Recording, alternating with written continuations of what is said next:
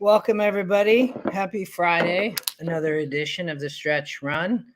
I'm your host, Justin Sampson. I got my good buddy, Oldy, here. How we doing, brother? Pick 5 carryover at Aqueduct. I'm guessing you're alive. We are. We almost beat the big favorite in leg one, but we got a nice price in leg two. Alive, we got two horses in the next leg, the one and the three. Try to limit it to horses that hadn't lost a lot there or burned a ton of money. So in a maiden race, and it's about the weakest maiden special weight I can remember for a while. Wow. Well, we'll follow along there. We have Gulfstream. It happens whenever there's only 9 races. We end up having about 5 minutes to cover this late pick 5. But Kent, Mike, Scott, welcome. John, good afternoon. Everybody else, happy to see you.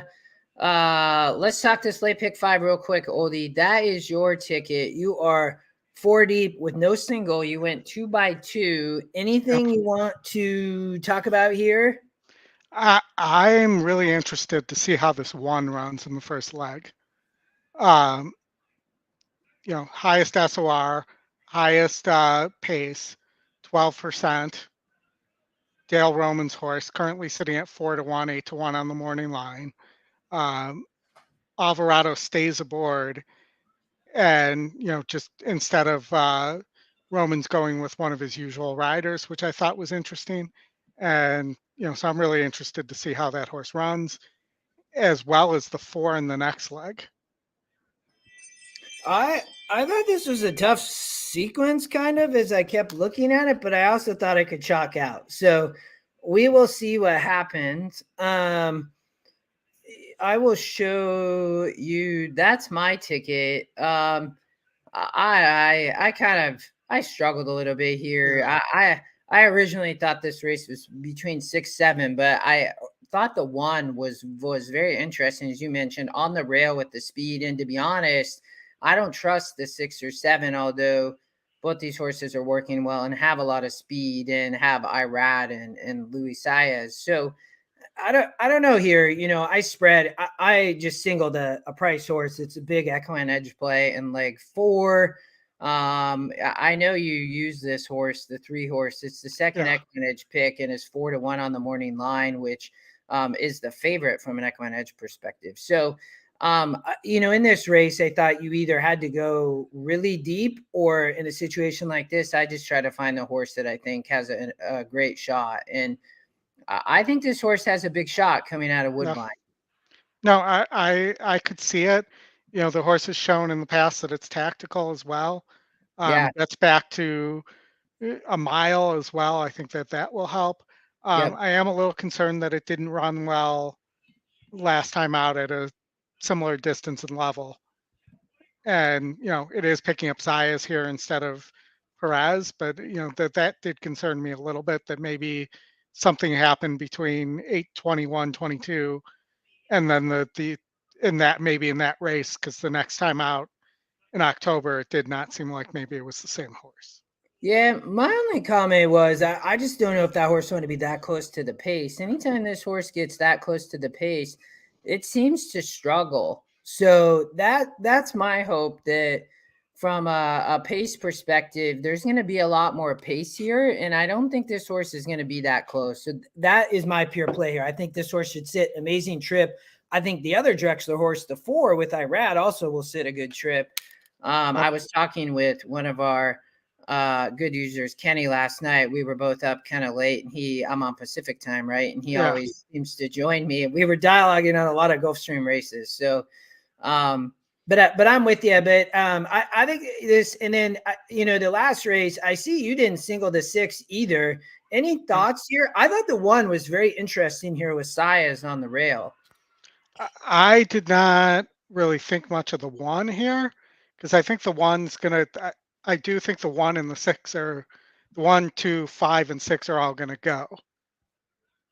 And that worries me a little bit, that I may have, that one of those, like the 7 would be a horse that I think is really interesting that I didn't use, but if I had to add, that's the long shot Chris Davis and Jose Ortiz. They're 23% as a pair. And, this horse hasn't shown the ability to win off yet because it's still a maiden, but if it can rate here, it might get the pace setup that it's needed this entire time. Yeah. Yeah. Well, cool. Everybody, we appreciate everybody joining in. Yes, that was an insane hit at Aqueduct. I will tell you all of that. Oldy was following along. Oldy created a WhatsApp group. If anybody has an interest, ping Oldy on Twitter. He can add you. But it was cool to experience that, Oldy, with everybody. Yeah, it's awesome. It was I love the single I use, and Oldie knows that because we dialogued it. Oldie's like, I don't like that horse, and I was telling him why, and it really played out just like I thought. To be honest, the race did. And I'm glad that I hit it because I would still be hurting today if I didn't, because it almost narrowed in the second leg. I was all in the last two legs for sure, and I put my ticket in and it was like $100 and probably $20 or something. I don't remember. I'm like, I just need to hit all in the second leg because if you can beat the favorite, and I said this, I said that favorite loses, this thing will pay gigantic. And I'm glad I did that because there has been situations where I didn't. But we'll talk a little bit about the sequence. We'll have a little bit of time before Golden Gate and Santa Anita. So, Chris woke up to 110 messages. Well, Kenny's on the West Coast too. I think he's Mountain Time, if my memory serves me correct. Yeah, last night him and I were just kind of going back and forth. Cool. Chris is going to post the link to the WhatsApp. So it's a good group, but it was fun, Oldie, to kind of chat with the group through that, and it was funny for everybody who a lot of some people really didn't know this, but as the last race was there, we were talking, and I said, hey, the 3 and 7 have a huge shot, and I like the 3 horse. So I actually singled the 3 in the last leg of that pick 4 that was like 20-1 on the next ticket to 3 all. The only problem is the thing chalked out on the other ticket, but it was almost just a massive day. But I know a few people hit a couple tickets on the last race too, which was cool. So all right, we got Gulfstream. Oldie, you are one. What am I here? You are 1467. That is Oldie's ticket there. My ticket is here, singled a little bit later. I'm going to give 30% of this away. We will do this after the race, though.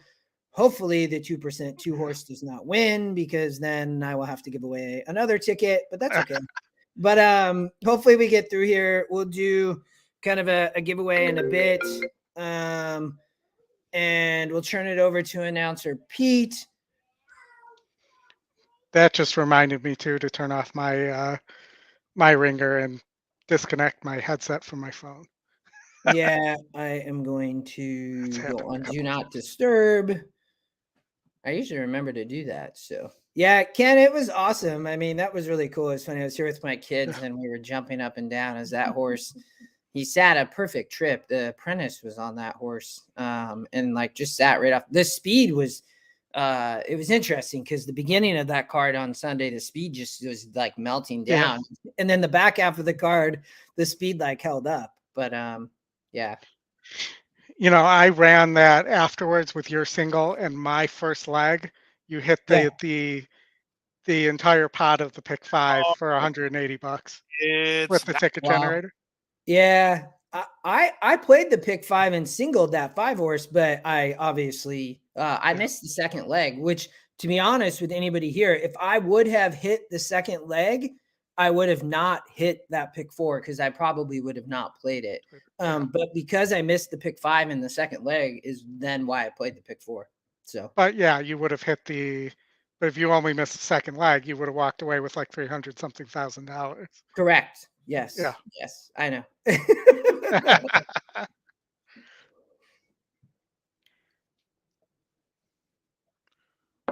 4 is not happy in the gate. Nope.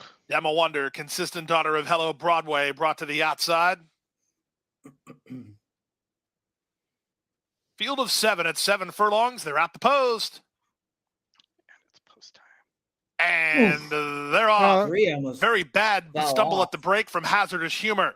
Good start inside for Strong Silent, who heads off for the early lead. Awesome Indra is going to run with her. Demo Wonder is perched off the top. Duo racing in third. After the stumbling beginning, Hazardous Humor gets away in fourth, and Charge Account and Bargain Air. And if you're looking for Elusive Molly, you'll find her seventh and last behind the speed of Strong Silent. Strong Silent and Junior Alvarado with a narrow advantage. Right back at her is Awesome Indra. They went 22-1 for a strong opening quarter. Up to third goes Demo Wonder, 2 better than Bargain Air, who improves inside of Hazardous Humor. Second last now is Elusive Molly, and now the trailer is Charge Account. Around the far turn they go. The pace picks up. Awesome Indra now shoves a half length in front. Victor on the outside is Demo Wonder. She's into second. Back to third, Strong Silent. Hazardous Humor. Vasquez has her in stride. She's now up into third. 4 better than a retreating Bargain Air. Elusive Molly and Charge Account try to motivate themselves, while last of all, the opening half mile was 44-4. No rest for the weary here as Demo Wonder has swept forward for a narrow lead. Awesome Indra has been used hard and is back to second. Hazardous Humor is next. A gap of 3 to Hazard on the outside to Charge Account. She's closing good ground, but time ticking away. Back for more inside. Awesome Indra. Awesome Indra tries to re-rally on Demo Wonder, who's close to home with the lead. Demo Wonder kept to her work, and Demo Wonder is in front. Awesome Indra second. Hazardous Humor third. Well, my original inclination was one of those horses was going to win. Yeah. But the 3 ran a great race, Oldy. I just stumbled, absolutely destroyed that horse. Hey, Dave. Well, we advanced, so that's a good thing. All right, let me Oldy, let me give away 30% of this. So what we can do is you have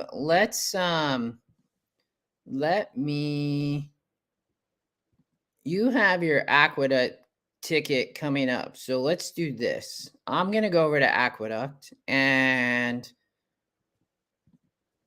you can, it looks like it's a maiden race. So I'm going to multitask.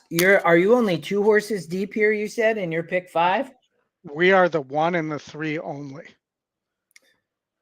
So first time starter. Wow. Yeah, that big GSR is currently the fave, right? So Manny Franco for Chad Brown. And then you have a price with Dylan Davis, I see.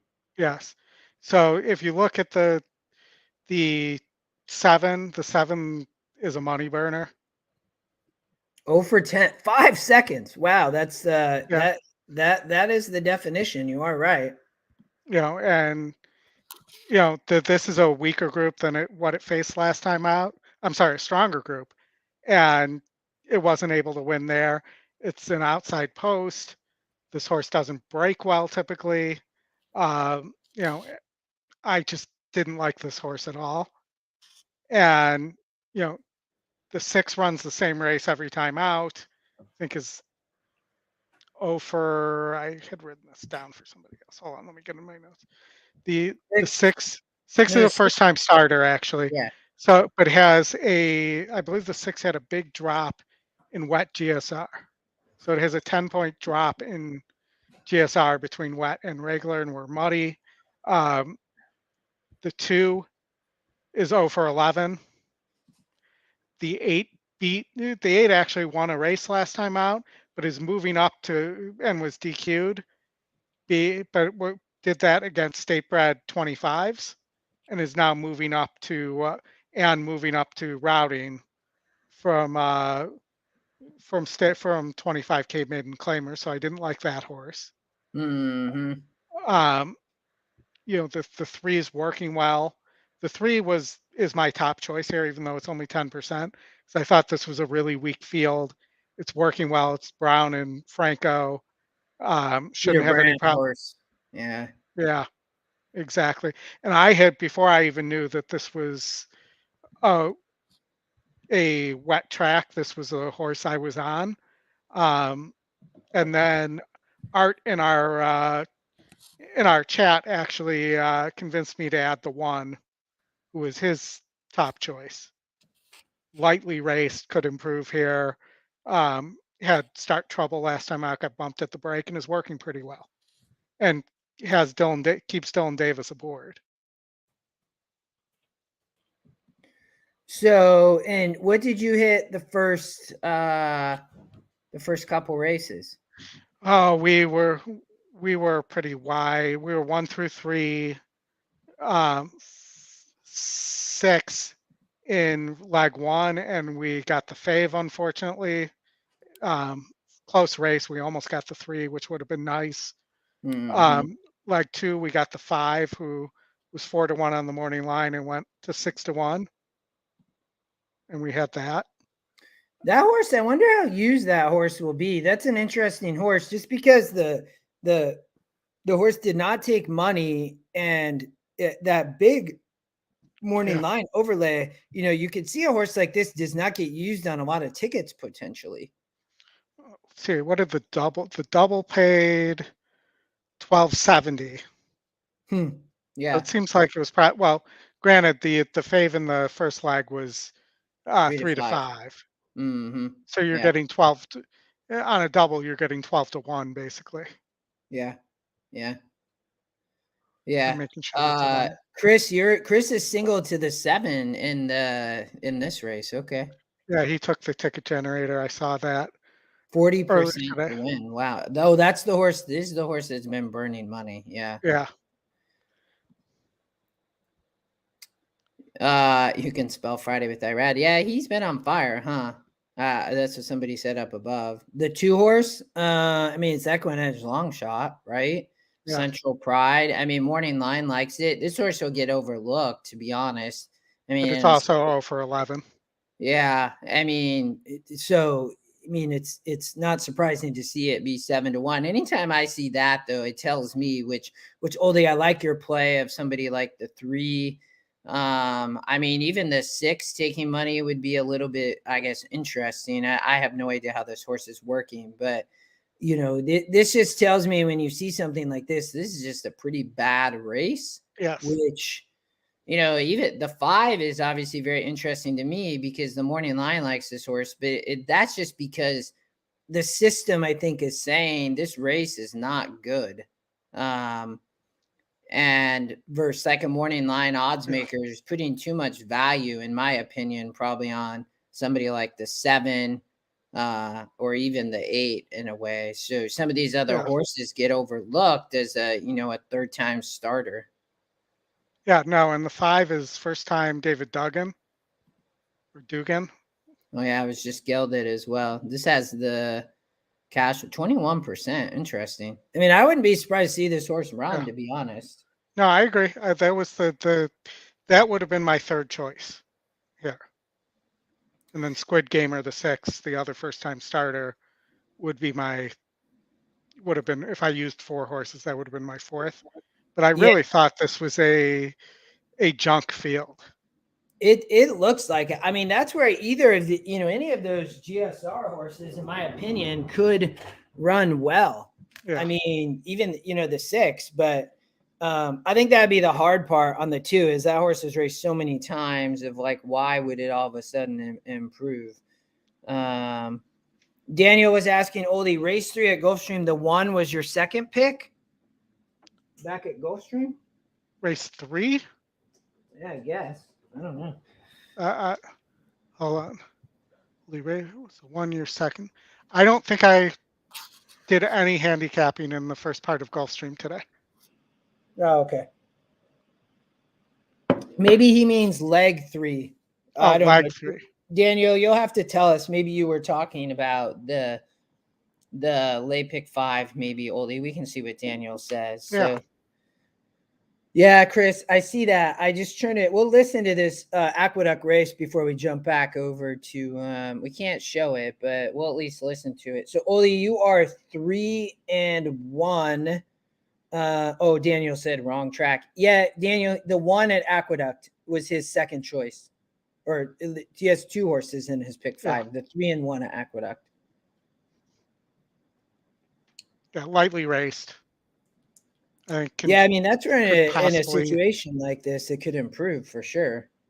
Yeah, and it had start trouble last time out. Was bumped at the start and it's only dirt try, so we don't really know if this horse breaks cleanly how it's going to run, and the fact that Dylan Davis stays aboard makes me think this horse could be a runner. You also have that February 1st, 1 of 28 work. And it was working well before that too. I think this horse might be sitting on a big race. It's interesting though, both horses I took were Medaglia d'Oros.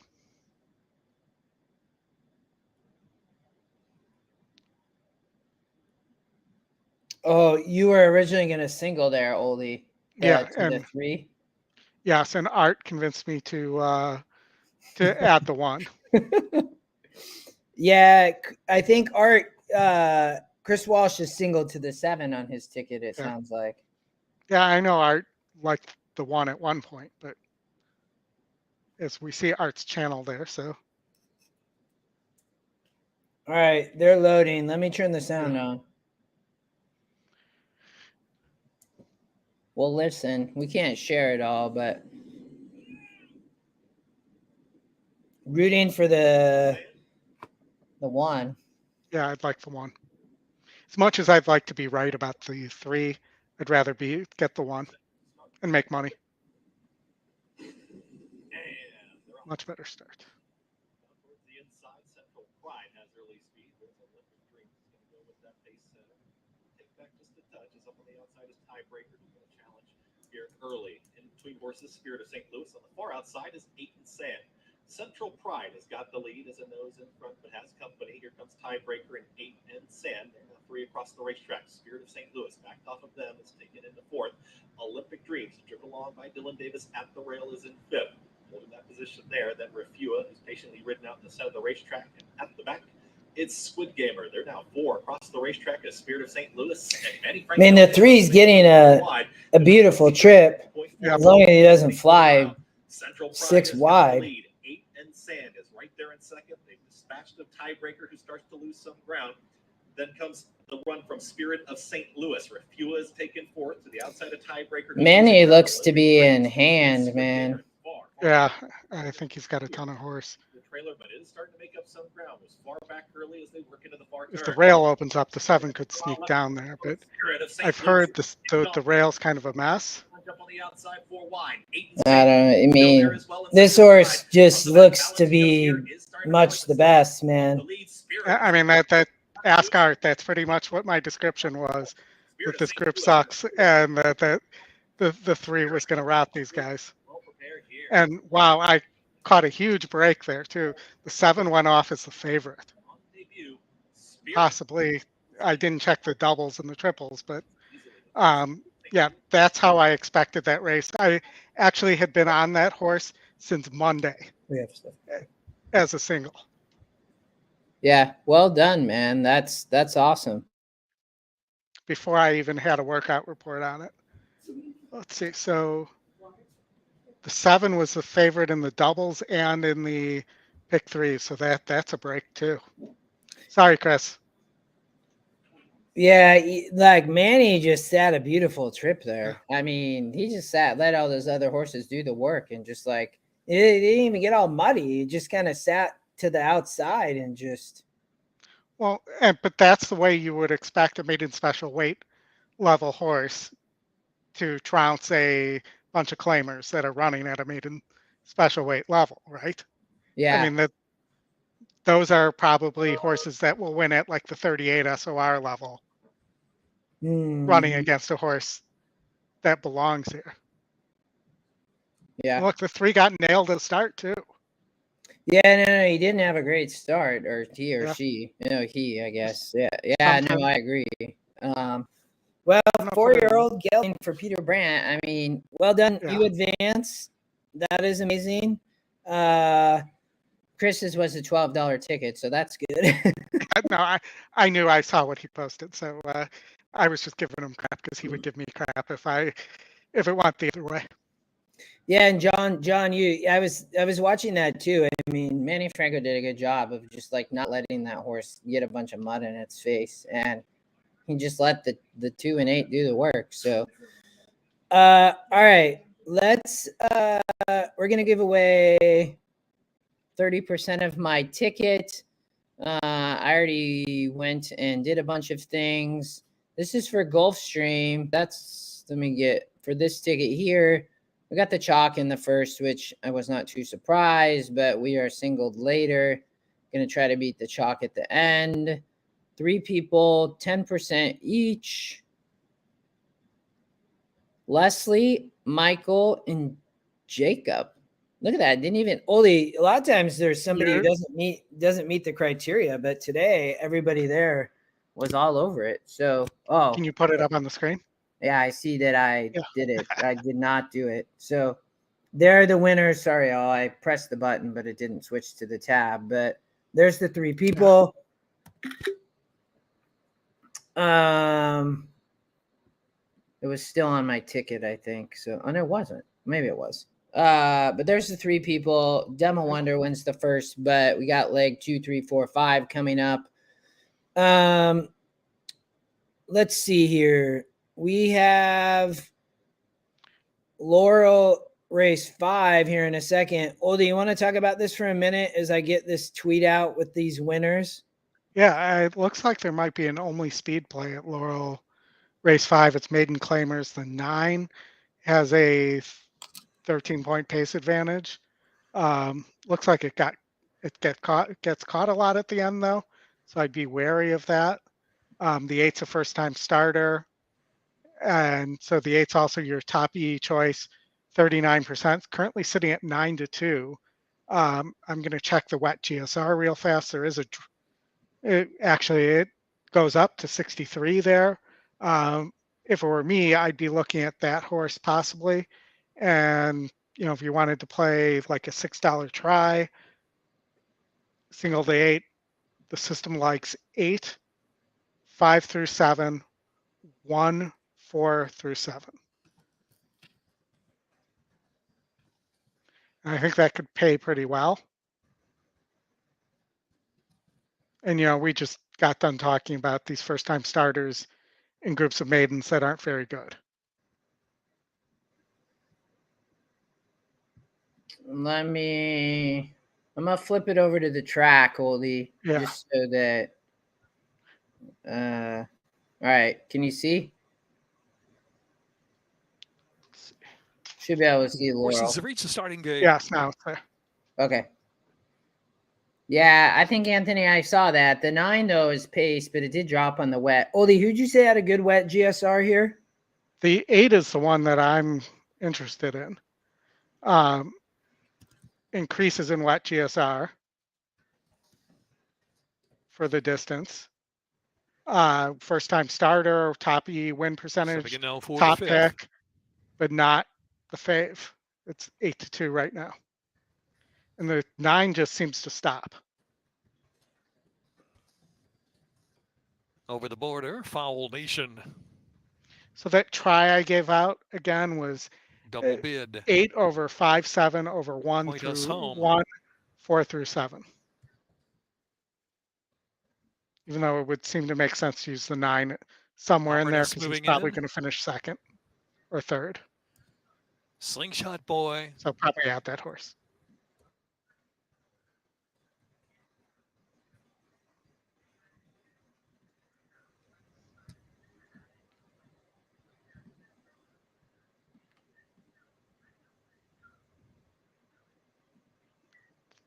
They really need to level out their camera. Irish Warlock. Yeah, man, it must be really windy there.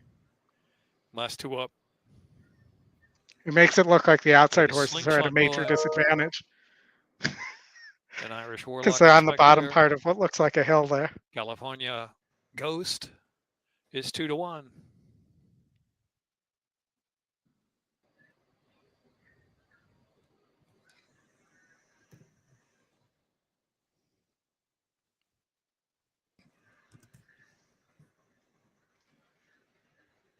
Spectria last up.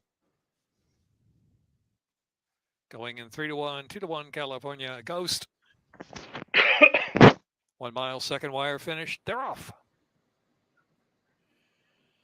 Spectre along with Foul Nation. Hopperness. Here's California Ghost showing early speed, and Double Bid is right there too of the early mix and over the border from the inside. Slingshot Boys come through in the pink colors now. Here's Slingshot Boy just in front from Double Bid racing second. California Ghost on the outside. Is Spectre racing in fourth, and over the border is right there too. Double Bid in between horses. First five separated 2.5 or 3 lengths. Foul Nation has settled nicely about 5 or 6 lengths off for speed. After that is Hopperness, who's dropped over to save some ground. Irish Warlock in the back of the pack would point us home, trailing the field, heading into the far turn run. A dozen lengths first to last. It's Slingshot Boy, California Ghost, and Spectre S for more on the outside as they round the far turn. Over the borders trying to keep up, then Double Bid. Foul Nation out there, 3 deep, has 5 to make up now as they round that far turn run. Hopperness follows that group, and they're followed by the inside Irish Warlock, and another 6 back and point us home, trailing the field. 3 furlongs left to go. California Ghost going on willingly for the lead from Slingshot Boy. 2 back, Spectre. Foul Nation lingers along in fourth. Over the border, divot along the inside from fifth. On the outside is Irish Warlock, who's trying to pick up now. Irish Warlock beginning to show some interest, has moved up on the outside all the way to fourth with about 3/16 left to go. Irish Warlock charging willingly on the outside. It's Spectre. California Ghost head to head for the lead. Irish Warlock's picked up third and chasing the top pair home. California Ghost on the inside is Spectre. Spectre giving all, and California Ghost. California Ghost. California Ghost from Spectre. Irish Warlock, and then it was Foul Nation. And the 9 finished second, like I said. But the 8 it was a terrible trap. If you saw the start, the horse zigzagged at the start, and then he was loaded coming around the turn, but had nowhere to go and had to tip out wide. All right, we got Gulfstream Oldy, race 6. I thought this was an interesting race, to be honest. I just jumped to the race. Let me jump back to Gulfstream. I'm spread to all here just because I like so many different horses. Oldy, you're only 1 and 4. I thought the 4 was interesting, and this horse adds blinkers. It's just off a big layoff.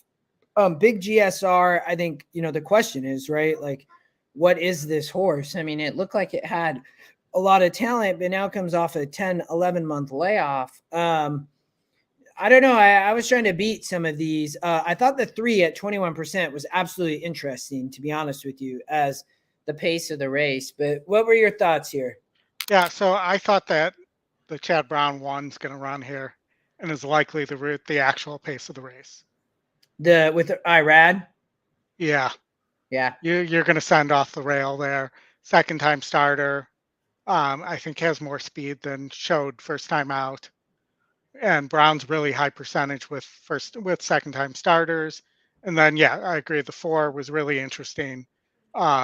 First time on grass, Curlin for Pletcher, coming back off the last run was in the Wood Memorial last year. So obviously a horse they think was pretty talented. And a lot of times you'll see layoff horses will run better on the grass, and they'll bring them back on the grass because it's easier on them. Yeah, for sure. Leslie, Jacob, and I think Mike were our winners, Oldie. So good luck. I just sent out that tweet. So 10% each of that ticket. We will see here. We're trying to beat the 1 and you have the 1, so we would love to beat that horse. But I want us both to advance, Oldie. So we need the 1 or 4 for us both to advance.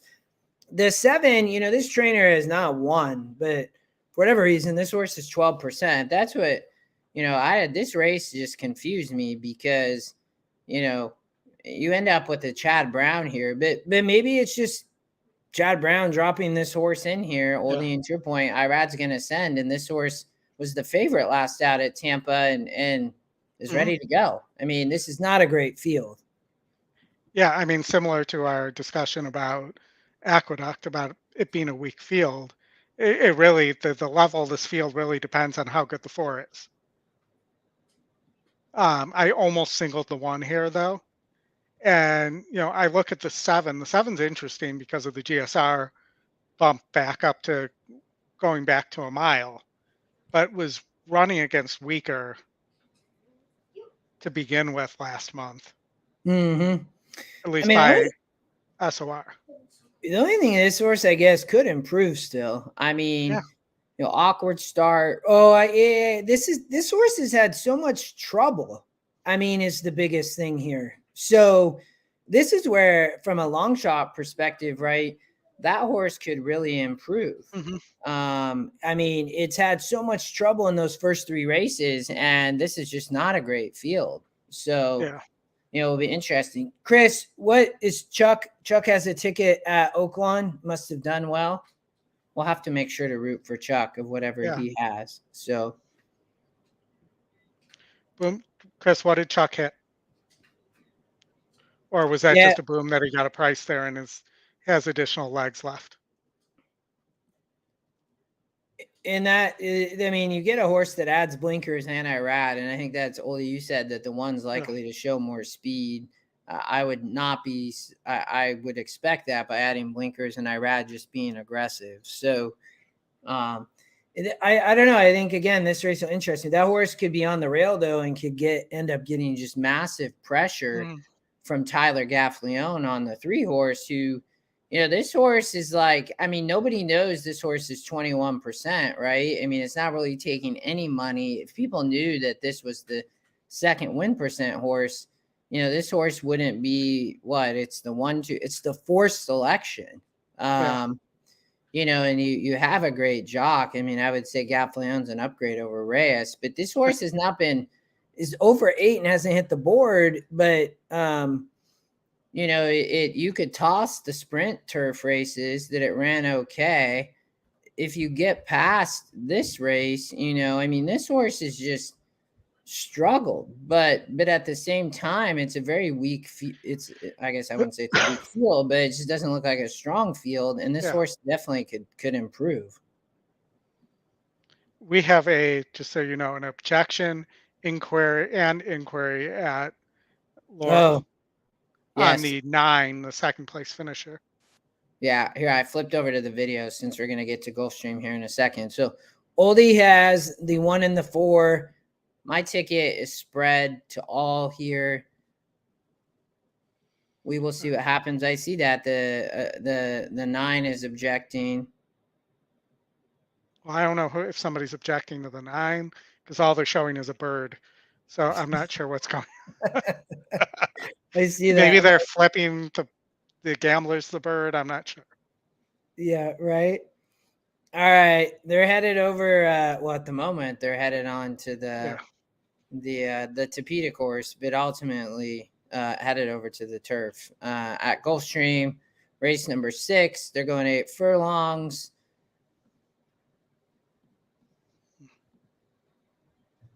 They got little ropes out there to cross the Tapeta. Make sure they just kind of make their way across. So the 7 will be the last one. It looks like. The rail had been out for so many weeks, right? I see that they're back on the inside. Well, no, that they actually are. The rail's at 14 feet now. Yeah. But on the inner side of the turf course, you could see how worn that turf course is in some of those spots, right? I mean, you can see it right there that they had been running, 30 plus feet out there. Yep. They probably waited too long on that too, I feel like. Personal opinion more than anything else, but I guess it helped us at in the Pegasus, so I shouldn't complain. Mike, I thought the 6 had a shot, to be honest. The horse is working well, so if you wanted to put it underneath, it wouldn't be a bad play at 25-1. I do think that horse could run. I mean, that's why I used it. So Bill, that's fine. I will do some other giveaways then. I talked with Oldy about that. Maybe we'll do that. I think I needed 2 more retweets, but that's okay to do another ticket. But I will I have a thought process of an alternate way to do it. We Okay. can do it just for viewers. So Oldy and I chatted about that last week for a minute, but we'll turn it over to Pete. They're about to go.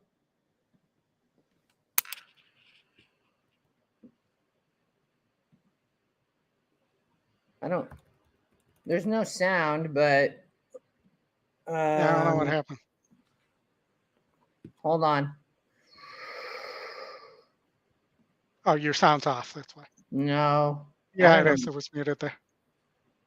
Position and the lead. It's There Tyler we go. Gaffleone and Fredo, the target, with 10 extra alongside in second. Happy Runner looks toward the inside to try to secure a rail spot in third. From the outside, that's guaranteed spec fourth. Jockey Luis Saez has hold of the gray long-term second last, and the trailer is My Bosque ride didn't get the Redondo. lead. 24 seconds for the opening quarter. Fredo, To the backstretch they there's a roll. 6. They're leaving Fredo alone here. Fredo leads a length and a half. 10 extra second guaranteed specs in the red cap on the Pretty outside slow. third. Happy Runner is at the rail in fourth for not Paco ahead of insanely long-term slow, but- and Bosque Redondo. They make their way to the half-mile part of the contest. Fredo left to his own devices. He went 48 and 3 for a half mile Slowed and it leads by a down length, even. 10 extra second. In the clear third is guaranteed spec. Got the inside Happy Runner fourth. Then it's long-term and Bosque Redondo.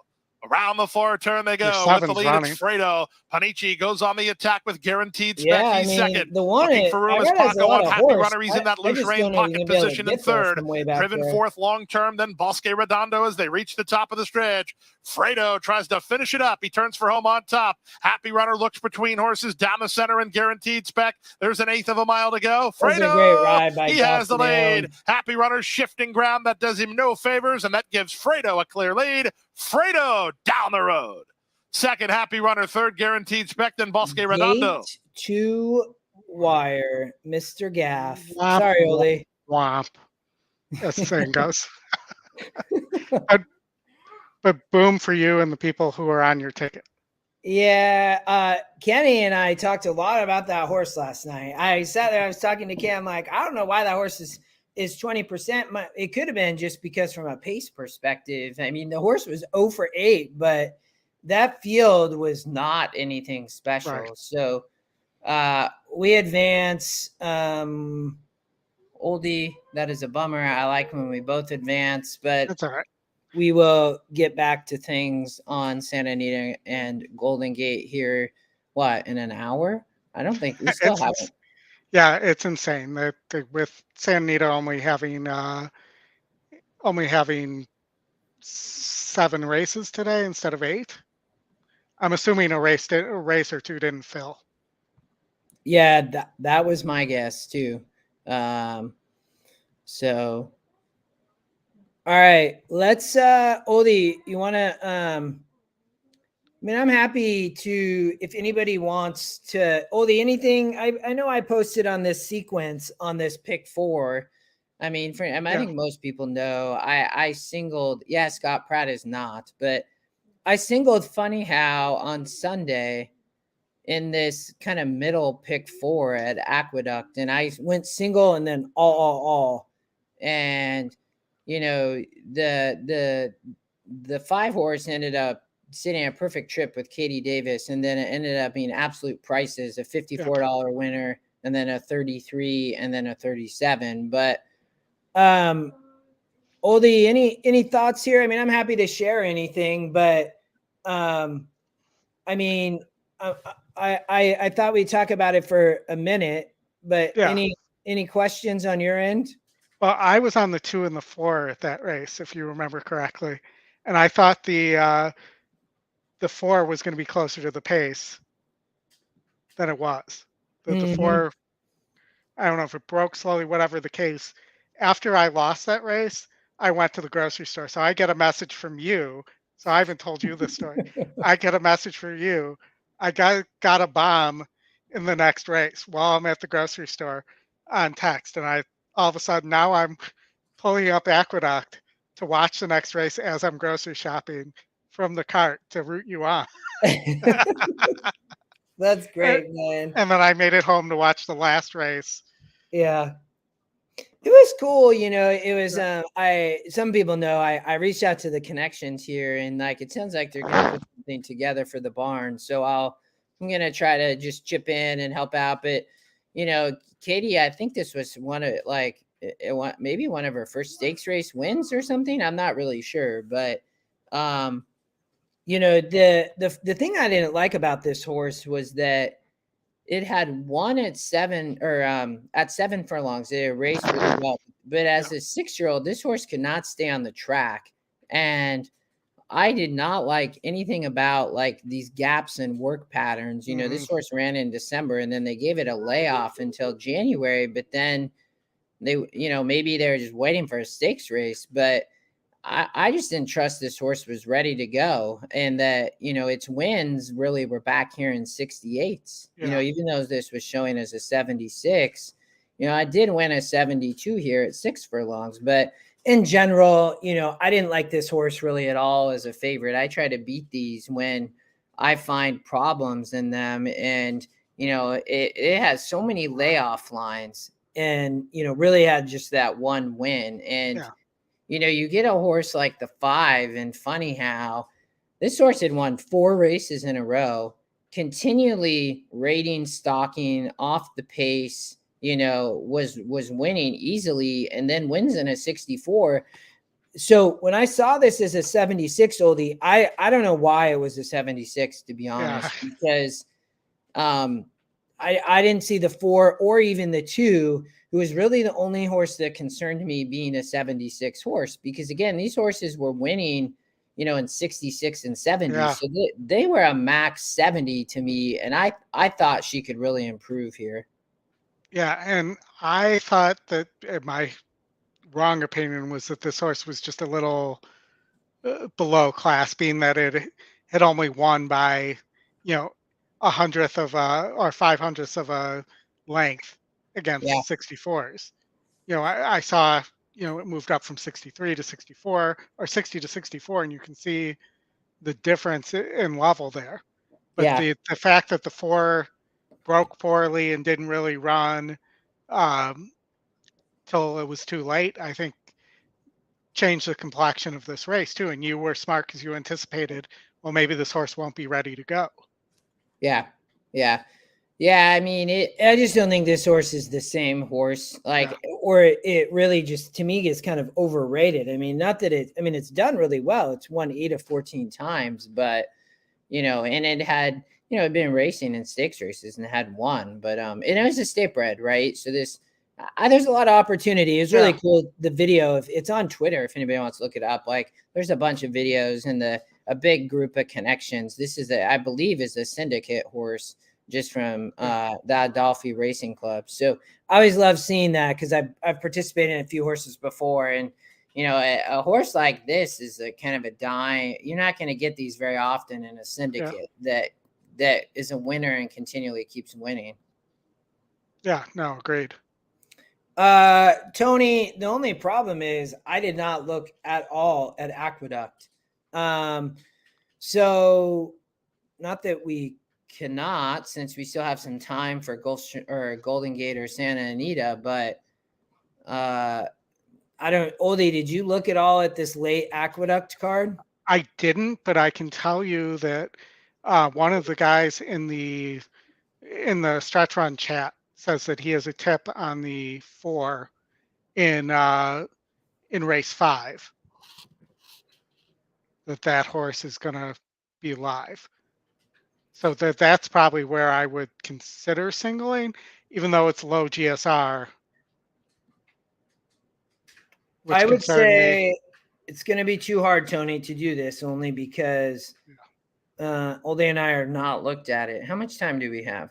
So we have post time right now, but probably like 2 minutes. Oh, yeah, that's not going to happen, Tony. That would be near impossible, I think. Only because I don't want to. If we rush it, man, like I feel like we're just burning money at that point. I mean, the 8, even though it keeps stopping, if that's 37% in race 6, that's a possible single, because that field kind of sucks too. Maybe the 7 as well, if that horse does stop. Yeah, I mean, this 8 horse, I mean, it's been racing here at 60, like 60s and 70s. I mean, the thing about this horse, though, the cutback might help a little bit, to be honest. And then it has been racing versus tougher. So that horse could be dangerous. I mean, it is an outside post, but it does look like the speed of the speed. So it should be able to get over. But Oldy, you're alive here. What do you have here in this leg? We have the 1, 2, and 6. All right. We will watch this race. I'm gonna. Yeah, that's what Oldy was saying. I'm gonna take a quick pit stop while we're waiting for them to load. What horses do you have? 1, 4, 6? 1, 2, 6. 1, 2, 6. Okay. All right, they're getting ready to load. We will only listen, you all, just since we can't show the race. 1, 2, and 6 for Oldy's ticket. Start of the late pick 5.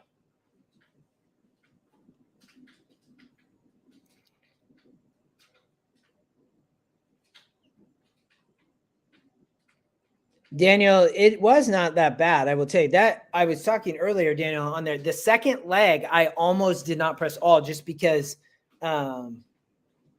but then when I looked at the difference in ticket costs, is $40, right? Everybody get those situations, right, where you're like, if I'd have spent $40, it cost me X, and like spending $40 that would have costed $36,000 would have been awful. So I'm glad I did it.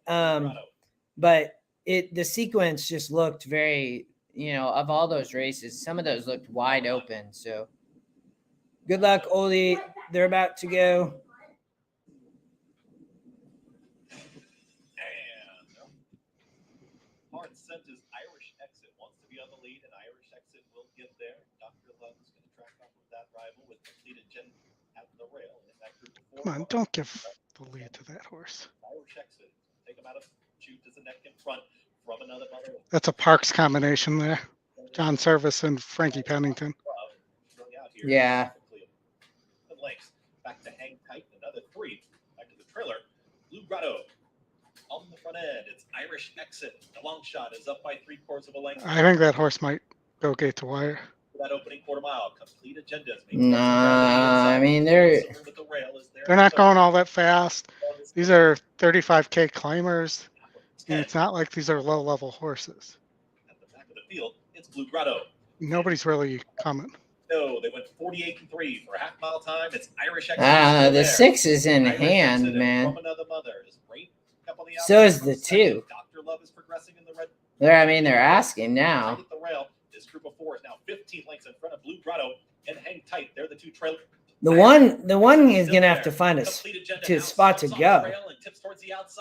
Oh, the 2 shot that. Crush the 1. Irish Exit is in front. It's Irish Exit who's very game on the front end. Dr. Love is making up ground up on the outside for a final furlong. You are right, unless the 6 ends up flying home. Get up, 6. Nope. Nope. Told you. Knew it from the start when the 3 got that easy lead. Sorry, everybody. I mean, the pace figure, the 6. The problem is there. I mean, you called it when you saw those there at the start of the fractions. Like, there's no speed in this race, which is why all these other horses were like the 4 and 7 were nowhere to be found. So in this situation, right, it wasn't that these horses were going to duel. Dylan Davis tried to sit off of the 3 and let the 3 just set easy fractions, Oldy. And then he still had a horse, which was crazy. Like, I don't understand why he backed off. I don't know. He's been riding like crap, though, too. I will say that. He's got to, he can't let, he went he went 24-2. So, wow. Well, that is a bummer. I mean, why did he back off around the turn?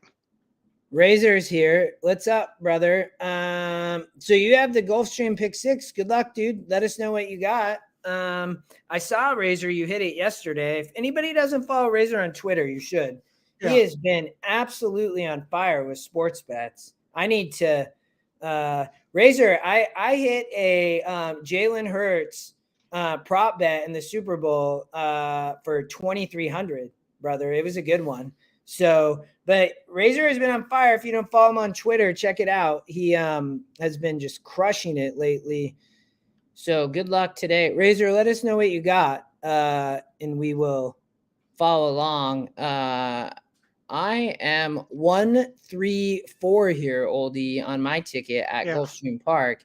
We have about 10 minutes. I thought the 3 was really interesting here, but I ultimately came up with the decision, Oldy, that this horse may end up dueling with the 6, which will set a beautiful trip for Luis Saez or Irad on the 3 or 4. I think you must have felt the same way, would be my guess. Yes, correct. And, the 1 also, it almost is in every other racehorse. And this would be the one that should be the on, if you will, but I felt like there was other speed here. Yeah, I mean, for sure, especially the 6. Yeah, no, that's what I mean. But, I also think the 2 is pretty quick. Yeah, that's the long shot. I don't know. I said this the other week. I'm like, this horse is not the same horse. And then the horse ended up winning. Yeah. That horse is 34-1. It's only 2%. I just felt like this horse, this horse showed a ton of talent, right? But this horse has been off 15 months and came back, and they're continually still trying to run here at state bred allowance. And I'm guessing this horse is nowhere near the same. Yeah. But the system had to come up with a long shot, and this is who it chose. I just struggled to see that horse being able to run today, to be honest. Well, and 6.5 at Gulfstream, posts 1 through 4 win a ton. Yeah, no, for sure. Inside speed, right? That's where I would expect that the 1. This horse is not taking money, and I'm guessing it's because people see the same scenario potentially that this horse ends up dueling. But this horse is very fast. Has the potential. It's working well at the same time. It's lightly raced. If this horse gets on the lead and the 6 isn't able to put any pressure, the 1 horse can be gone. For sure. But, sure. I mean, and just like we just watched in the last race at Aqueduct, if you can get to an easy lead, speed kills. Oh, so Razor, you have 1, 3, 6, 8, 4, 6, 8, 1, 5, 6, 7. So we will be rooting against each other, because I only have the 3 Razor in the race 8. So I hope you hit. If I don't hit, I hope one of your horses comes in. Good luck though, man. I saw you hit the pick 6 yesterday. That was a good hit. So continue the good luck for you. Looks like, Oldy, we have 7 minutes. Laurel, they're loading. We will miss there. Yeah. What else, Oldy? What do we have? Maybe a little bit later we'll look. There's the pick 5 will pays at do I want to look? It's gonna make me sick. Yeah, I mean there's anywhere from 1,200 to 29,000. So nothing. Obviously, with the chalky start, it obviously kind of killed those will pays, but finally got a price at least for something to increase that. But yeah, and a lot of people like that 4. As I mentioned, the Mike McCarthy horse, first time starter, currently sitting at 4-1 too. So there's some value there. And I did not like either the 7 or the 8. Yeah. All right. Well, go ahead. Never mind. Go ahead. No, I was gonna say at Gulfstream, you know, if none of these, I don't really know who else can win. I mean, Oldy, I was pretty narrow here, to be honest. Yeah. I actually, I didn't really, you know, the 4, you know, with Saez was 22%. These are in the second EquinEdge pick. These are the horses that I learned from the systems. I don't really like this horse all that much. But it is second edge pick and it is 22%. So I would highly, I would expect this horse, would not be surprised to see if this horse wins. Yeah, I think that horse needs to lead. That was what I thought of it. But again, it was 22%, as you said. Yeah, I mean, and you have Saez, right? It's kind of like you look at Luis jumps on. I mean, Yeah. he can help any horse improve. But I'm with you. I mean, that's where I wasn't really sure. The 3 is a claim for Wilder, either first or this horse. Yeah, it was claimed in Wilder, and then Irad rides, and this horse has shown that it can kind of sit a trip. I don't know if Irad has ever rode this horse, but I mean, he's going to improve any horse, and that's where I thought Awesome Anne-Marie could really improve. Yeah. No, I hear you. I mean, you know, I think that horse could really just sit the trip here. I'm not convinced that the 4 is going to be as far back as the pace number indicates there. Yeah. Just based on the run lines I see. You know, the 6 is also coming off a claim. You know, I don't know what to make of the, and has been the type of horse that gets the lead and stops. I don't know. I don't think this horse, the only way this horse is going to get the lead is if the 1 stumbles. Yeah, I agree. But this horse seems not, and it could, right? I mean, but this horse is fast out of the gate. I would expect this. That's where I was not a fan really of the 6, even though it was 16%, because this horse, both these horses need the lead. So I guess if one of them only, you know, whoever gets it to me is the one that's going to have the shot, which I thought it would be the 1. Yeah, and I didn't like the 8 because of the wide post. Yep. As well as, you know, it just seems to run short and just miss. I wouldn't call it a money burner. Well, it's 3-1, 2-1. So maybe it is a money burner. I mean, the thing with this horse, I thought, was just the post, and it did get the scratch, which might help a tad.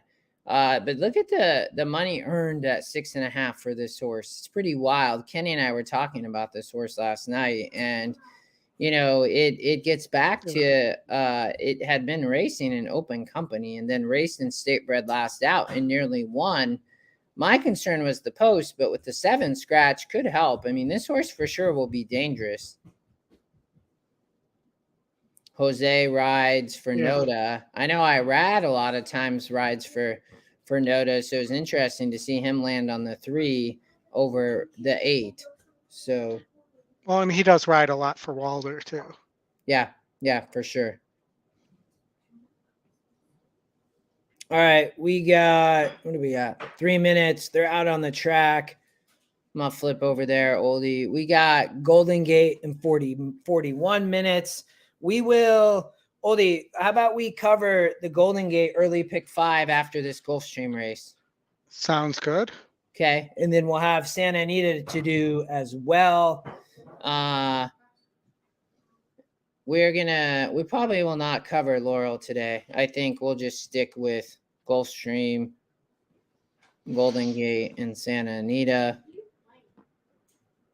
It looks like, I mean, the weather here, it's raining. I don't know what's happening in California. Up here in Seattle, it is, but it looks like maybe it's just cloudy, so that's good. I'm sure we have a bunch of rain over the next week, so I'll be curious what happens on the West Coast for racing as well. That makes sense, unfortunately. But you guys always have a lot of rain up in Seattle.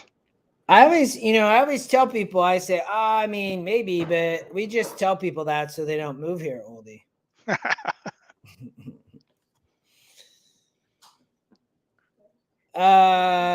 Razor, we will go until 2 p.m. Pacific or 5 Eastern. It's Jenny and or Jen and Tim. It's cold and sunny. Well, that's good. I'm glad that it's sunny.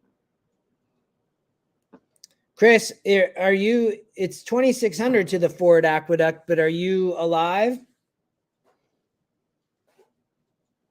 I think maybe somebody else. Yeah, thanks, Yeah, Ray. We always appreciate anybody hit the like button. Razor is live. Razor, you have a show tonight, I know, talking sports. So again, everybody can check that out on his Twitter.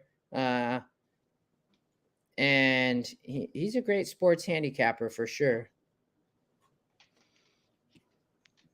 Yeah, he's been killing it. All right, Oldy, we'll turn it over to announcer P here any minute. 0 minutes to post. Little post drag at Gulfstream, but it looks like they're headed towards the gate.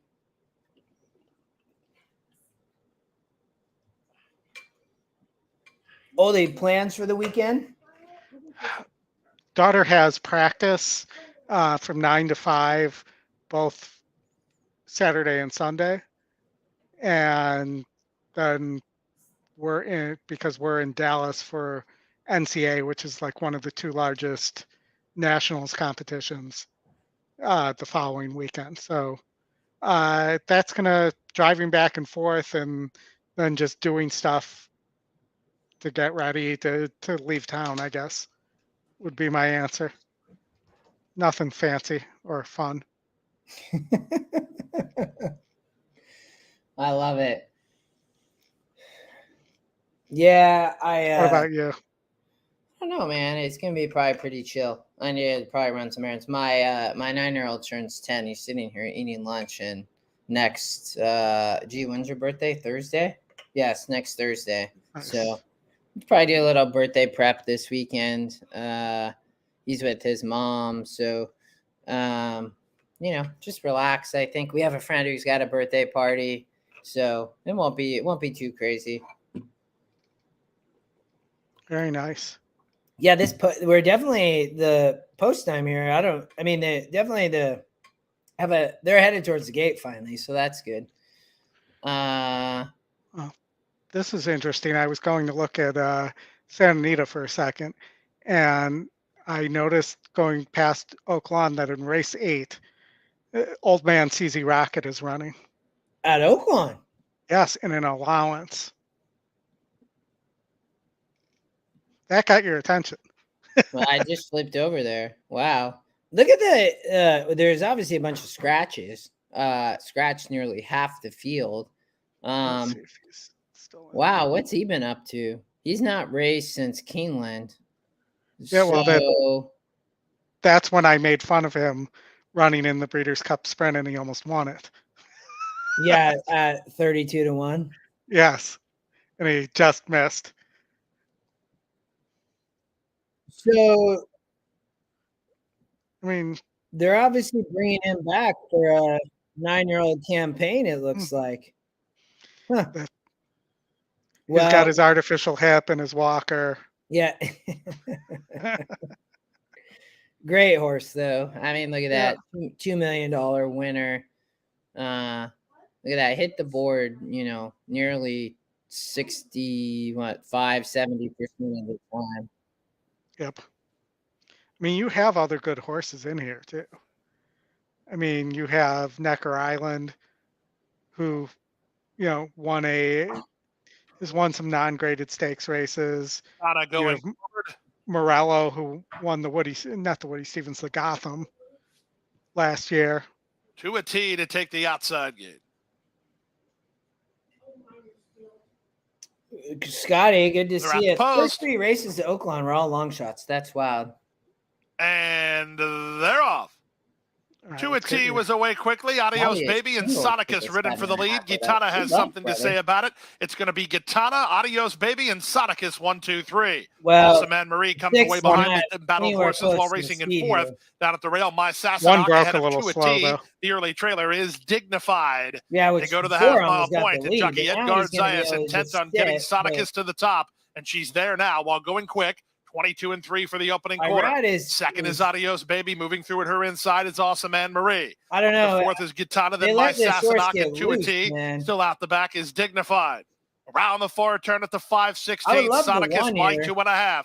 Second on the inside to honor Awesome Anne Marie. Adios Baby is with her. I don't know. Gitana's a driven fourth. My Sassenach fifth and I in mean, not range. being As they asked. run to the here, top but- of the stretch. Will the rail open for Awesome Anne Marie? Irad certainly hopes so, as Sonicus has The the one lead, and she looks looks like she done. is going to give some room to an inside running Awesome Anne Marie. So Awesome Anne Marie with every opportunity from there. She's up within a neck of the lead. Irad just Adios did the Baby perfect trip, charging man. hard down One the is center her with an name, eighth of a though. mile to go. Awesome Here Anne comes Marie the and eight. Sonicus fight it out. Adios Baby It's is just next. going to miss To like a T he down always the does. stand side. Final 16th of a mile. Here's Adios Baby. Wow, Adios four. Baby surging forward. Adios Baby. Oh, Yes, I said that they Adios Baby won it. That 2 close T again. for Man. second.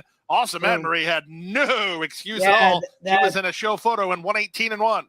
We advanced. That's good. I saw that 8 coming, Oldy. That was That was a little bit scary there for a second. So, wow. that is a boom. There we go. We advance at least. So single in the next race To a price, which is always a good thing.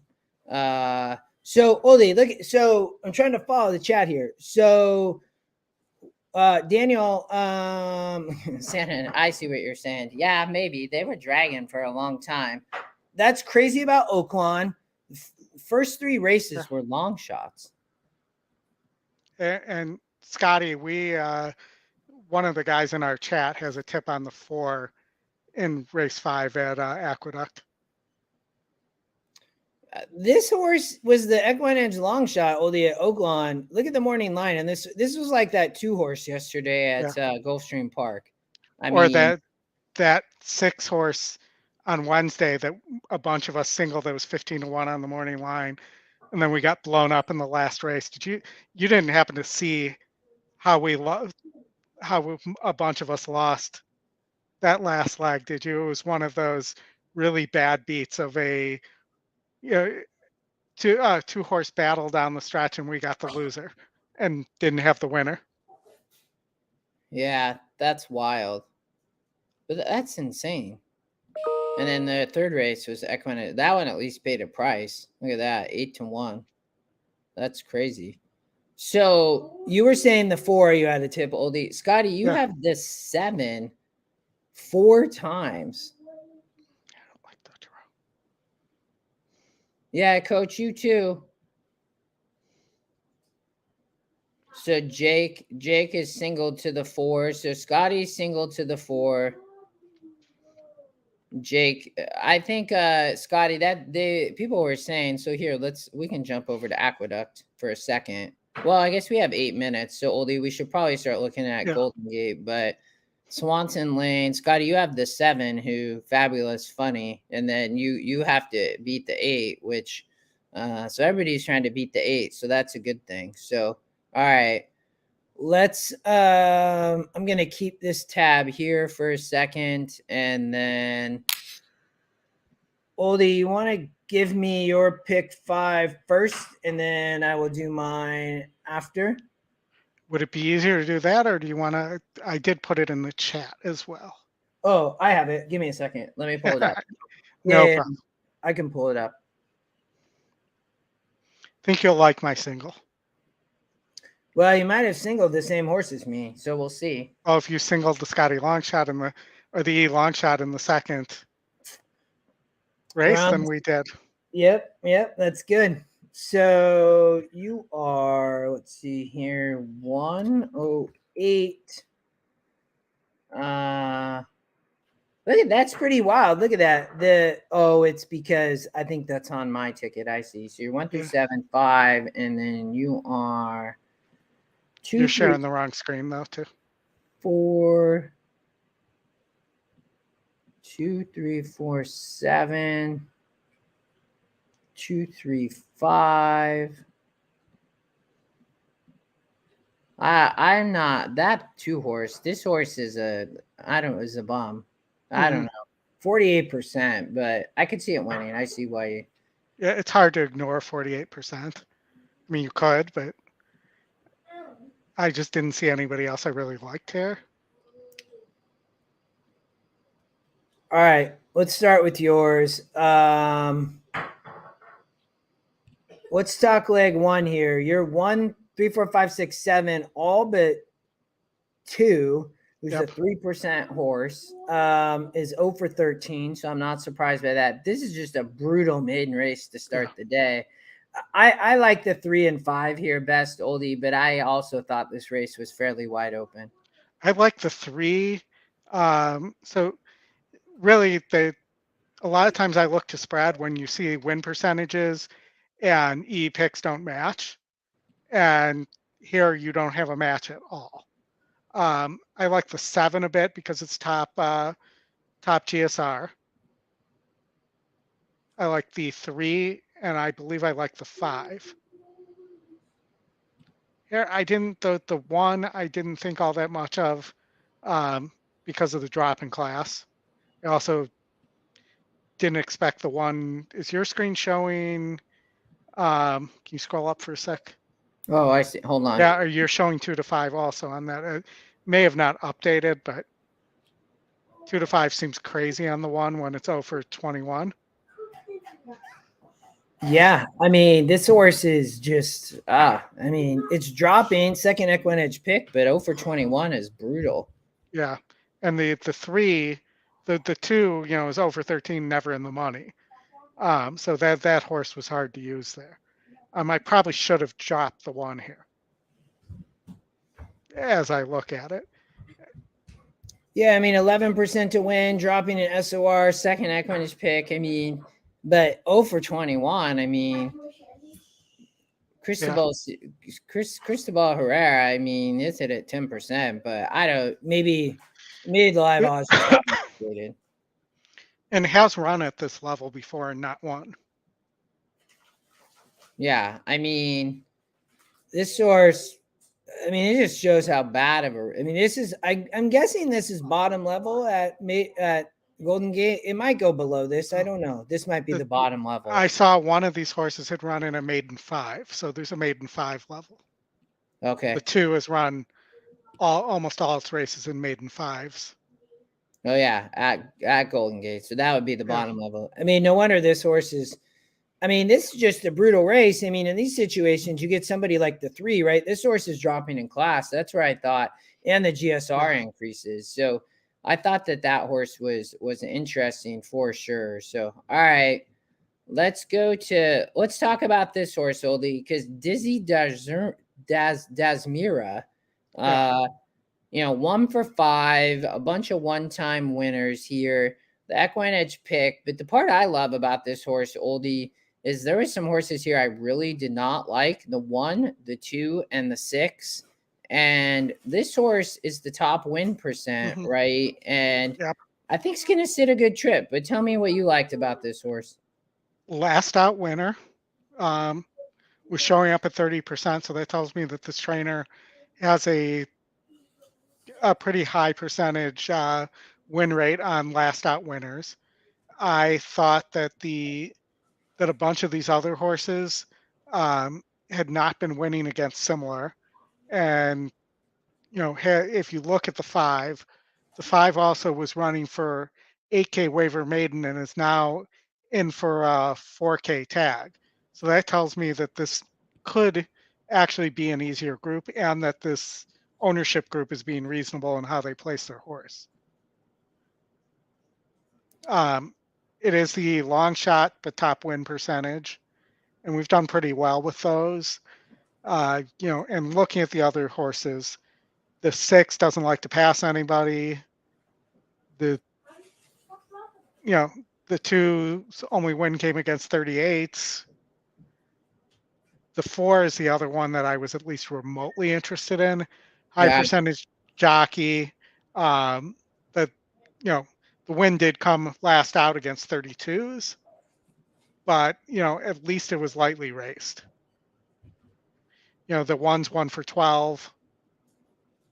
And 1 on the lead against 34s. The 3, 1, 2 back. The 3 is probably the other horse that's dangerous here, but low GSR. really know that this horse has a run style or enough of a kick to come late. And then, the 7 is 1 for 12. So you're going to take a last out winner, or you're going to take a bunch of horses that have lost a bunch of times. Yeah, I'm with you, man. This would be my single. I may play I'll show my ticket here at the end as we go through it, Oldy. But let's Aqueduct. Let's listen in to race 5. Good luck. I saw Jotham. You are alive to the 2, 4, 6, 7. Scotty is alive all to the 7 4 times. Somebody was singled to the 4 as well, I've heard. Here in race 5. Anybody else? Good luck, Jotham. Scotty, you too. You both would win with the 7. Yeah, and hit the like button. We appreciate it, everybody. But good luck. We will listen in. We can't watch, but let me pull up. Oh, they're still behind the gate. So yeah. And I did think that the 6, who's your top pace, and second time starter for Rudy, could be dangerous here too. Well, yeah, I mean, for sure. And it's EquinEdge long shot and it's 5%. So approaching the gate. It sounds like it looks like they're approaching out. It sounds like most people are against the 8. So those are the situations where and Jotham, I mean, good for you. You're 4 deep here, which is crazy. You have everything of prices beyond the 8. So, anything for you would, or you do have the 8. Sorry, you have the 8. You don't have the 6. So you have 2, 4, 7, 8. So Jake's got the 4. Scotty says the 7 will show more speed, which would not surprise me. Second time out, right? I mean, this horse stumbled, so from a pace perspective, Lascano rides back. Yeah, I just don't like Dutro horses. But it is a practical joker going 1 turn too. It's windy there. You can hear the wind.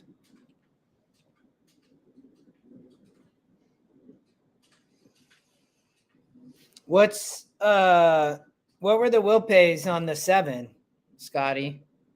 Yeah. I think it was like $1,200. Steve miskeyed his ticket, Chris? That's no good. Did he miskey it earlier or something? Those are the worst. I've done it. They've kind of messed with the all button on Spires, if that's what he's using. I've done that and caught it a few times.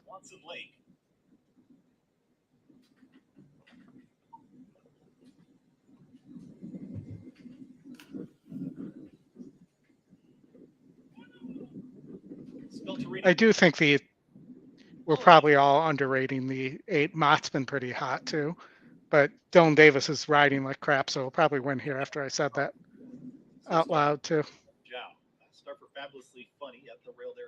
Well, there goes the 7. Lots of speed with the 1. That seems sub-ideal there. The 7 ended up going off as a favorite, it looks like. The 4, there's the 4 everybody talked about. Didn't break all that well. Kind of rushed up there. 4 can't go through. Is wide with fabulously funny. That's the leading 4. Tap It Up is looking for somewhere to go from the 5th spot, followed by Valentina, who's now 4 off the lead. 8 sitting, beautiful trip, but 7 gonna get first jump. 7-3 for the opening quarter mile. Wonder Girl is still in front. Fabulously funny. Yeah, I think the 8's got this. Some room. Just had to I don't know. No, not responding. Battling onto the inside is Wonder Girl. Fabulously funny. Still 1 is game. 7. I think you got it, Scotty. Good job. Oh, 2 is flying, man. But 7 gonna win. Scotty gets it 4 times. Oh, yeah. Yeah. Wow, boom, Scotty. Boom. Good job. 1900. So he's got. But 76. Got basically about I was gonna say about $8,000. 7's the winner. Well done. I love it. All right. we got 19 minutes until Golden Gate. So Oldy, let's keep going here. So we can get through this before Gulfstream Race 8. So Yes. let's keep going. I'm probably going to play a 2x2 ticket. Since I'm singling, you're going to go 2x2. Is that the plan? Well, I the thing is, I really like the three. The first race, I think, is tough. So, we will see. I'm gonna have to figure it out here in a second. But let's keep going on yours. You are 2, 3, 4, 7 here. I thought this race was really tough, man. I really did. I thought anybody could win here. I really struggled to narrow, but the 7 I thought was interesting as EquinEdge long shot, but this horse has burned a lot of money. But what were your thoughts? The 3 I thought was interesting, probably my top pick. Yeah. So, I thought this race was pretty terrible. But the E picks and win percentages pretty much line up. And typically I won't spread there. So what I did after my single was let the ticket generator pick where to put the money in this race. And the ticket generator chose the 2 and the 7 there. So I'm not going to pretend like I liked either of those horses necessarily, but the 7's the long shot, and sometimes the ticket generator just knows things, if that makes sense. Yeah, no, I'm with you. I would, 2, 3, 4, 7. I thought 3 would be my top pick. 6, I don't think can run the surface distance. It hasn't shown it can. At the same time, I thought that the 4 definitely could improve. The win percent increases. This horse could come in and win today. Is facing much easier. One in that 42 last out as the favorite. So comes back the favorite today. I probably would take the 3 as my top pick, though, the EquinEdge second pick. I think this is an apprentice that wrote it last out, but Chavez gets aboard. He won here in a 44. This horse nearly won in a 46, just continues the cycle. This horse has been racing, has raced well, is somewhat, I would say, tactical in that nearly rated here, came way off the pace here. I don't really know what happened at the start, but traditionally this horse is fairly close to the lead. So this does not look like a great race. 5,000 claimer. Right. You have a bunch of winners in here, and you said, Oldy, the 7. I think this horse's long shot has a shot for sure. Yeah. And I will tell you my concern on the 3, my biggest concern is that the 3 wants to be a little further back, wants to be about mid-pack, but because of the lack of pace in this race, the 3 is going to be on or near the lead. Well, and this horse is showing that she can do it. You can see here, nearly won in a 46, just kind of right off the pace the whole time. Only a 5-horse field, but then you come back, here comes kind of way late and then has one on the lead. So it'll be interesting what happens here, Oldy. But his one on the lead on the dirt is what I noticed. Mm-hmm. Yeah, for sure. Well, to that point, right? This horse has made more money on the dirt, but has only raced one time. So I guess decided to hit up the fair circuit at Fresno I guess that would be the late summer, fall. So. Yeah, no, I agree. And then, none of these fields were great today. I felt like race 4, 2, 3, 5, that they're most of the win percentage for this race. I think the 2 could go gate to wire, also could get caught. I like the 3 to get first run. And if the 3 doesn't fire, I like the 5 coming late. I think there's not enough speed in here for the 7 to get pulled in, or the 4. The 7 drops blinkers, which was a little bit interesting. So I'm curious what's going to happen here with this horse. If it's only won 4 and 44 tries, but it did win back there in a 46, but that was on the dirt, Oldy. I don't know, the removal of blinkers, Amador rides, right? And, Yeah. does he rides a ton, but he's 1 for 5. So that horse was a little bit interesting. Yeah, I mean, I just didn't think, I don't know what you had there, but I didn't think this was a very sequence-wise, like these were great groups of horses in general. Like I'm with you. the one could win that race with Pena aboard Yeah, at no, 3%.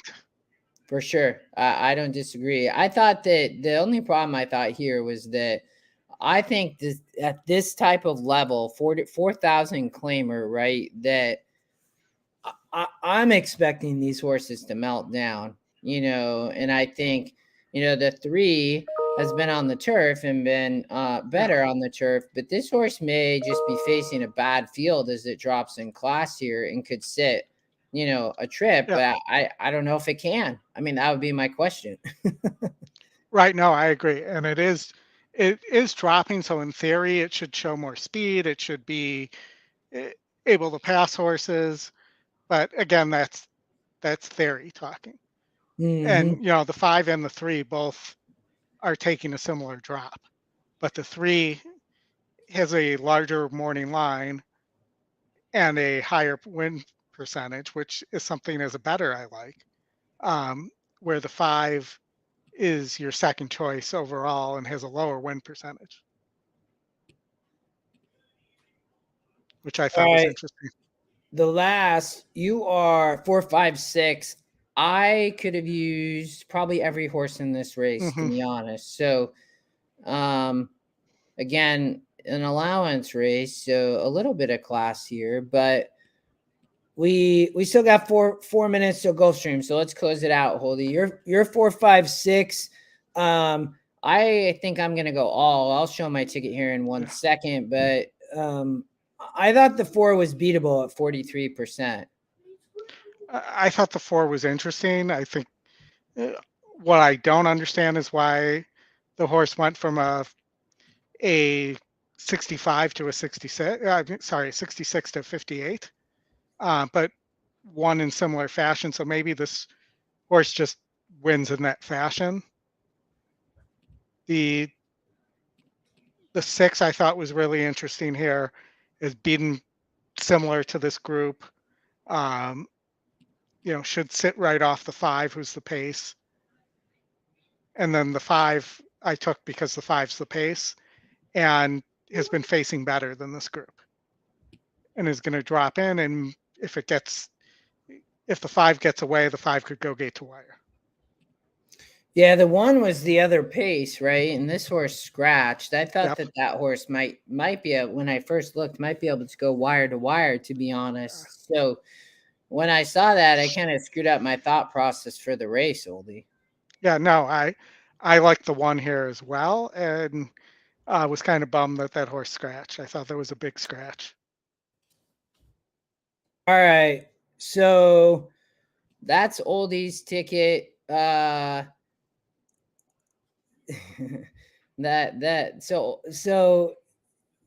Scotty hit the try, it sounds like, as well. 200 to try cold. Wow, well done, man. See, Scotty, you should play more when we're running the show, because that's when you get hot. I love it. Oldy, so here that is Oldy's ticket, singling the 5. I'm gonna go too deep there, Oldy. I'm gonna spread in the first leg. I am cutting a couple horses. I have no idea why this horse is 1 to 5 at 0 for 21. Whether that is still accurate, I do not know. I'm going to use the 4 and 5 here, Oldy. We talked a lot about the 5.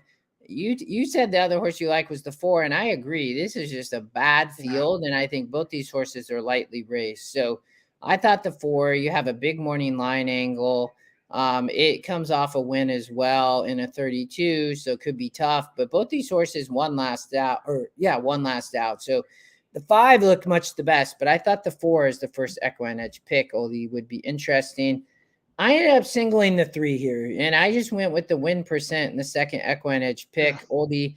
I was originally going to spread here, but I think that this horse may sit just going 2 turns. There's not a ton of speed here and could sit a really good trip. So, Chavez rides back. I thought was interesting. This horse has been racing, so I didn't love this sequence. I thought, I think you said that too. I think it was a tough sequence, but it will be interesting. Yeah, I mean, if I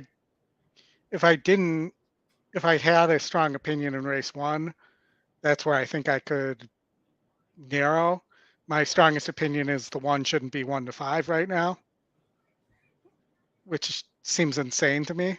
Somebody knows something, I guess, would be the likelihood now, since it's kept dipping lower. Yeah, but the horse sold for 21. I mean, I don't care what they know. I mean, that's crazy. All right, Gulfstream, Oldy. We are singled to this 3 horse here. This is the EquinEdge second pick.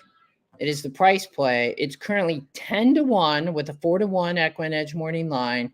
I thought this horse could have, was 7% last out. I love that this goes to 14%. I love playing and watching those win percents. This horse doubles in win percent here. The other Drexler horse is currently the favorite, right? So, sorry, I'm not on the right tab, but the other Drexler horse, the 4, is the favorite currently. So I don't know. I like that because I thought that I ended up liking the 3 better than the 4. So Zayas rides. This horse is 3 for 5 at the distance. I get it that those races are likely all at Woodbine. But this horse has back kind of class at this level, I would say, up there. But, didn't run last out, Oldie. My thought process is this horse was too close to the pace, and Zayas gives this horse a better trip. Yeah, no, I hear you. The one horse that I think might be getting overlooked here is the speed of the speed in the 10. Yeah, I could see that. My only concern is that the 7 is going to show a lot of speed, and I think that horse could mess with the 10. But I get it. I could see the 10 on that outside post sending. Who's riding? Is Castellano. Okay, yeah, He's red hot. Yeah, so I could see it. I mean, good GSR. That horse could run. But we're rooting for the 3 here. Yeah. They're approaching the gate. Golden Gate will follow here shortly.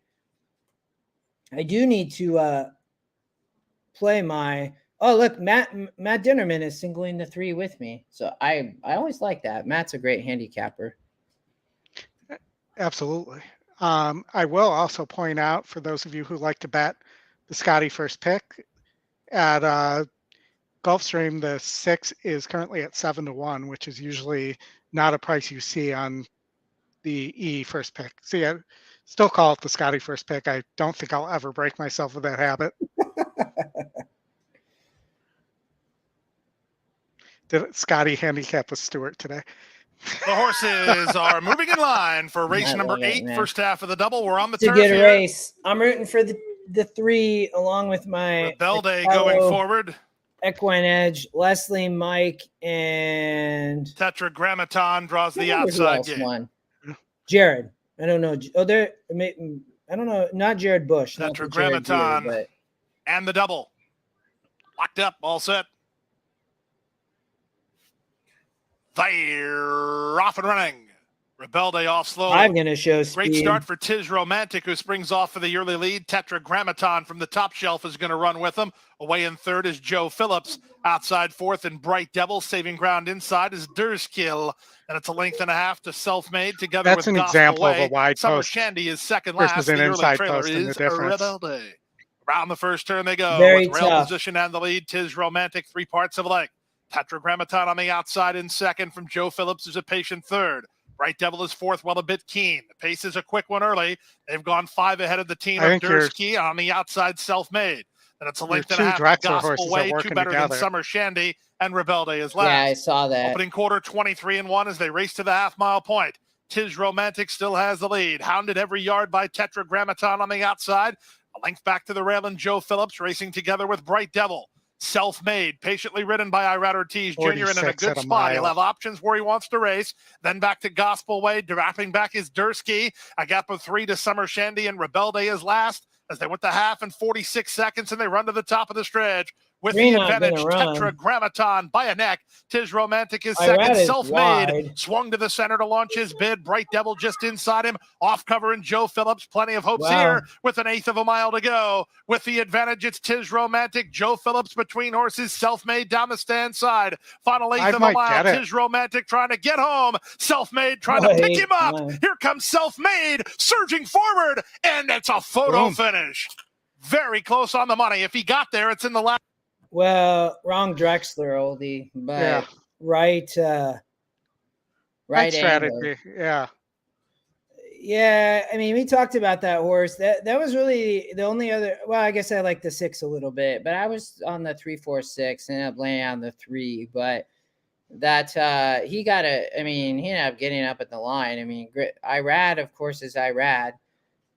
Scott, I don't. I mean, that was a bummer. Yeah, Leslie, sorry. You know, he was close to the pace. I think that horse has got to sit further back. I mean. So, but Drexler wins with it looked like Irad. I would assume that horse got up just there last second, Oldy. Yeah, and you know, the fact that that 5 almost hung on with that suicidal pace, you know, I know. that's a horse to put a note on. For sure. I 'Cause if agree. it gets in a normal field where it can just get an easy lead, you're never catching that horse. Yeah, I agree. All right, we got 3 minutes, Oldie, till Golden Gate. Is that one The- still at a crazy price? Let's see.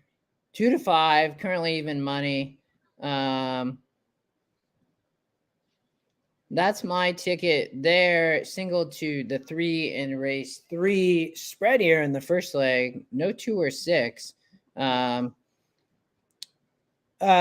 Let's Ollie, we've got Santa Anita creeping up on us too. 17 minutes. Let's do that after Golden Gate. After they close the gates. Sometimes I have a problem, you know, just can't resist the jokes. We can, you know what I'm going to do, Ollie? So we talked about this last week. And Bill was like, hey, let's do something different than Twitter retweets. So I'm just going to, I was gonna, let me see if I can find something. I mean, I think that one of the ideas was subscribers to the YouTube channel who are in the chat, if there's a way to figure those things out. And also, guys, hit the like button, please. There probably is. I don't know how you do that. There's ways, I think, to do something on YouTube. Yeah.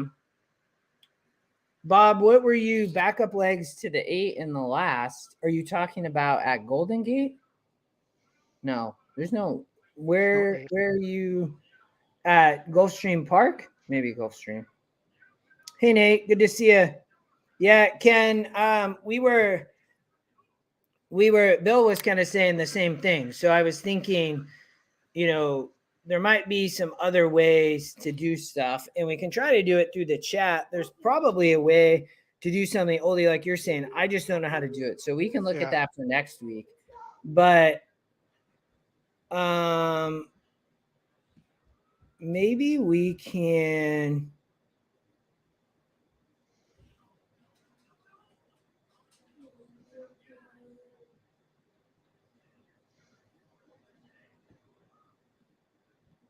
How much time we got? Oh, they're behind the gate, so they're approaching. Oldie's ticket is 1, 3 through 7. I am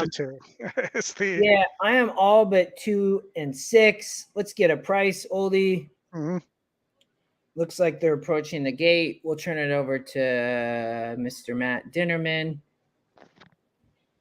And then we will jump to Santa Anita. Looks like a beautiful day. Jessica with Millie Ball on the desk. I love seeing that. Good for them. Jessica does a great job. I know she rides a little bit still, but it's nice to. She does a great job from a analyst standpoint as well. Mhm.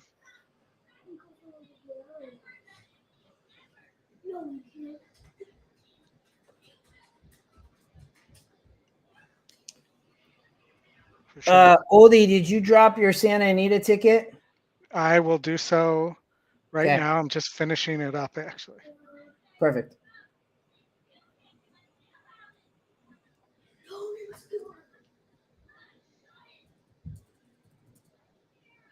Some significant scratches there, too.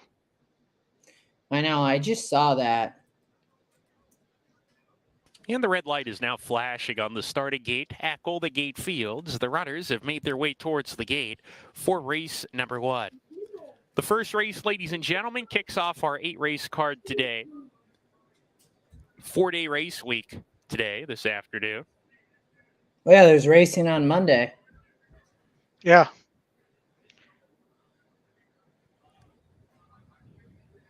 Is there a cross country on Monday or a, I think there's a golden hour on Monday too. We kick off the early I would pick assume 5 there's here, and we golden also, hour. of I course, don't know have that about rolling high cross-country. 5 carryover as well.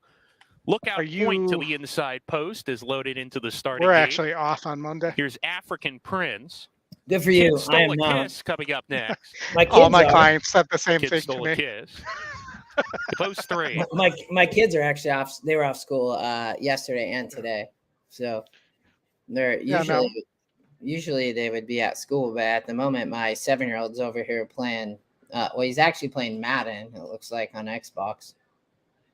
They've loaded Rancho Red as well, and All Kid right, Stole a let's beat Kiss. this Here's 1 Shauna and Golden 5, Oldie. Yeah. battling for favoritism I right now can't as he bet takes 2 his to 1 spotted on line an 0 for 2 back. 21 horse. Tiger's Arrow, and then take the 210 to round out I the can't field. really add a over 21 horse. Here's That's Tiger's Arrow coming up an to the gate. advertisement for losing money. And then after Tiger's Arrow, take the 210. Yeah, Tony, I'm with you, brother. Take the 210. So let's see what happens here. No cross country, but there is coast to coast. Good to Okay. know. We're ready to go. See, Chris, I got that backwards. We're off and running at Golden Gate Field. Shauna Golden was off slowly from post 5. Is at the back Come of on, the pack. 4. Will take the 210, drops to the back of the pack as well. Rancho Red on the engine early, strides in front. Tiger's Arrow right up alongside 4, the I crest think, of the was will your issue last. long mildly. shot, And correct, it's Rancho Oldie? Red in front Yeah. from Tiger's Arrow The- in the I- second position. if he can I don't shake like the- that all our Clear of prices Lookout are out. Point running in third with African Prince. He Then might comes be able Kid to Stole a shake the Kiss. 6, Shauna though, Golden man. The second to 6 last. horse And takes is the no 210 bueno. well out of it early as a strung out group rounds He's- the clubhouse he's turn and fairly makes their way loose. towards I the mean, back just stretch over in the opener 24 where and Rancho 1. Red. And I don't for know the if any first of these time. horses He's in have the front, ability to carving out rally. the fractions. I agree. Tail ahead. Tiger's Arrow right on his tail. He's second. Now he's about 5 in front of African Prince third. Lookout Point right behind him. Shauna Maybe Golden the 5 joining doesn't, Kid Stole a unfortunately, Kiss to join by second to what I'm last. seeing. Take the 210 still well out of it. He's probably I don't 18 have lengths the behind 6, as so they I hope approach this the horse half-mile does pole not. here. Rancho Red still in front, and Tiger's Arrow's been chasing the whole way around, right on I'd the really tail like as the they 4 approach here. the 4-turn run. If Still I a can huge make a space back request. to Kid Stole a Kiss and Shauna Golden. They're trying to move Stop, together. 6. African Prince is next. Now Lookout Point, he's come off the bridle in the second last position Good under a God. hard ride. Take the 210 to last to pass them all as they round the 4-turn and 6 approach is- the quarter yeah, pole. 5's that's loaded. It is 5's going to Tiger's win this Arrow race. taking the lead away from Rancho Red. I don't He's know, out of man. The gas, 6 dropping is not back. even Tiger's asked. Arrow, the one to Oh, reel he in just up looked top. through the lags too. Tiger's Arrow off the turn. One of these goes times for somebody's the going to finish. Manny Franco and Shauna fall Golden off. continuing to make up steady progress into second. African Prince is next, and Lookout Point is trying to re-rally, approaching the 16th pole. Oh, Tiger's really Arrow tired. still The one clear. might get Shauna there. Golden chasing. Lookout Point coming with a late run on the far outside. He is charging fast, and here's Lookout Point. No. Lookout Oh, Point for nailed 21. Tiger's Arrow in the shadow of the Right. wire. Shauna Golden was Oh. third, then African Prince, Uh, and Stole a Kiss in the opener. Oh, for 21. Kevin, I actually thought that was the 7, but and maybe you did too. And then I saw it was the 1. Yeah, 1 for That's- 22, Buffalo Mike. Photo finish, photo in race 1. I mean, I used it. I move on, but that's depressing. Yeah, I am with you, man. That is a bummer. But we both advanced to Oldy. I did not have the 6. So that was my ticket. I did not use the 6, so that is a good thing. It did save you. At least there was kind of the 5 ended up the favorite too, so that we got a second choice there. You know, the early money was right, I guess, and the late money was wrong.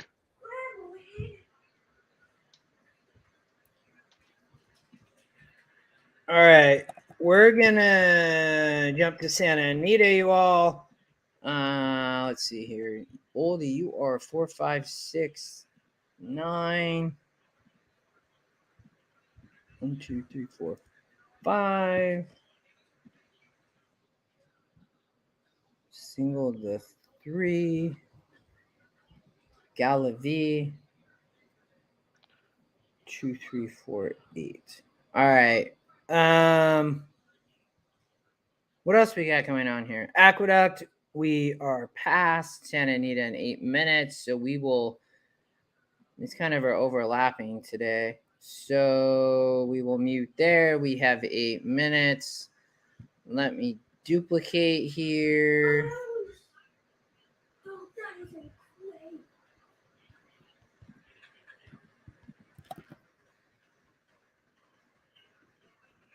All right.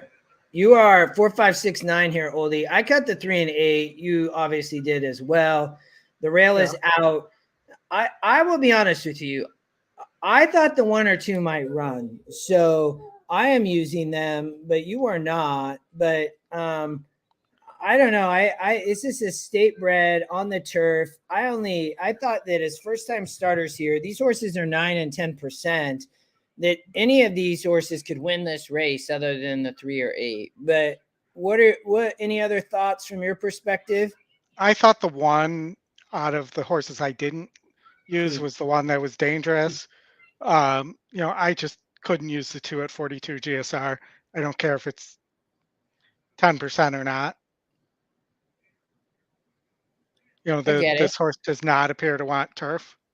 You know, I don't think much of the 3. I don't think much of the 8, even though it is Yakatine and it is increasing in GSR a little bit, but it didn't really run last time out. And, you know, I just like the 6 a little better than those horses. Turquoise Bikini. Yeah. Sergio Morfin and Cedillo rides. Yeah, it's I thought this, you know, from a pace perspective, the 5 is going to be on the front end, but Eddie Truman, 2% Oldie. I mean, that's just brutal, even with JJ riding. Yeah, but JJ's got to be riding for a reason there.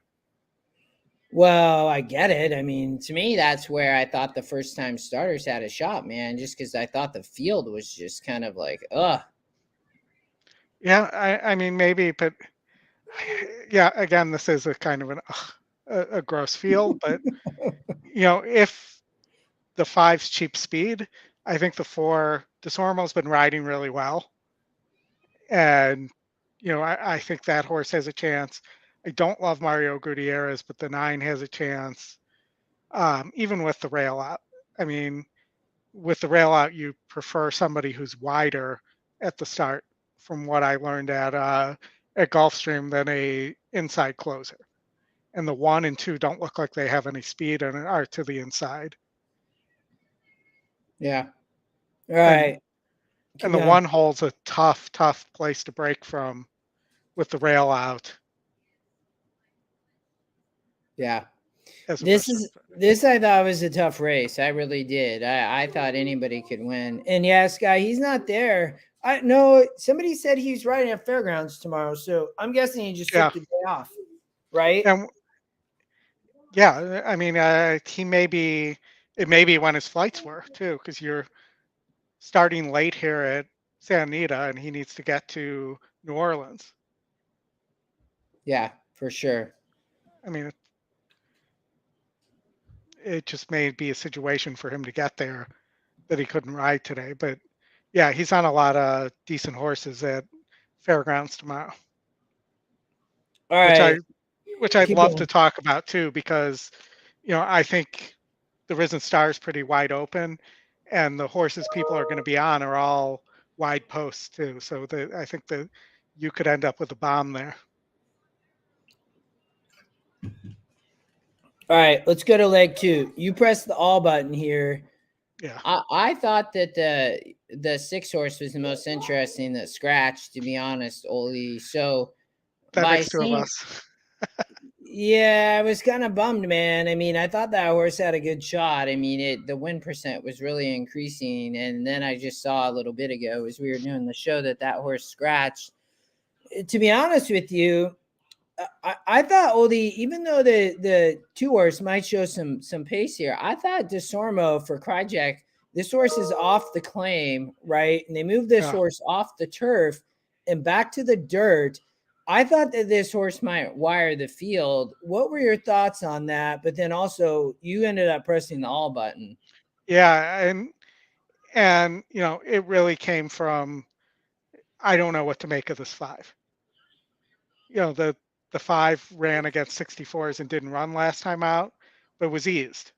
So, if the 5 is classy enough to have run against 64s, and I think the 5 probably needs the lead though. That's the only catch. So if your 4 gets the lead, the 5 isn't getting it. And the 5 pace number says the 5's not going to get the lead, but in this race, you have a bunch of 48s, you have a 58 SOR on a Wong horse, and again, looks like he needs the lead.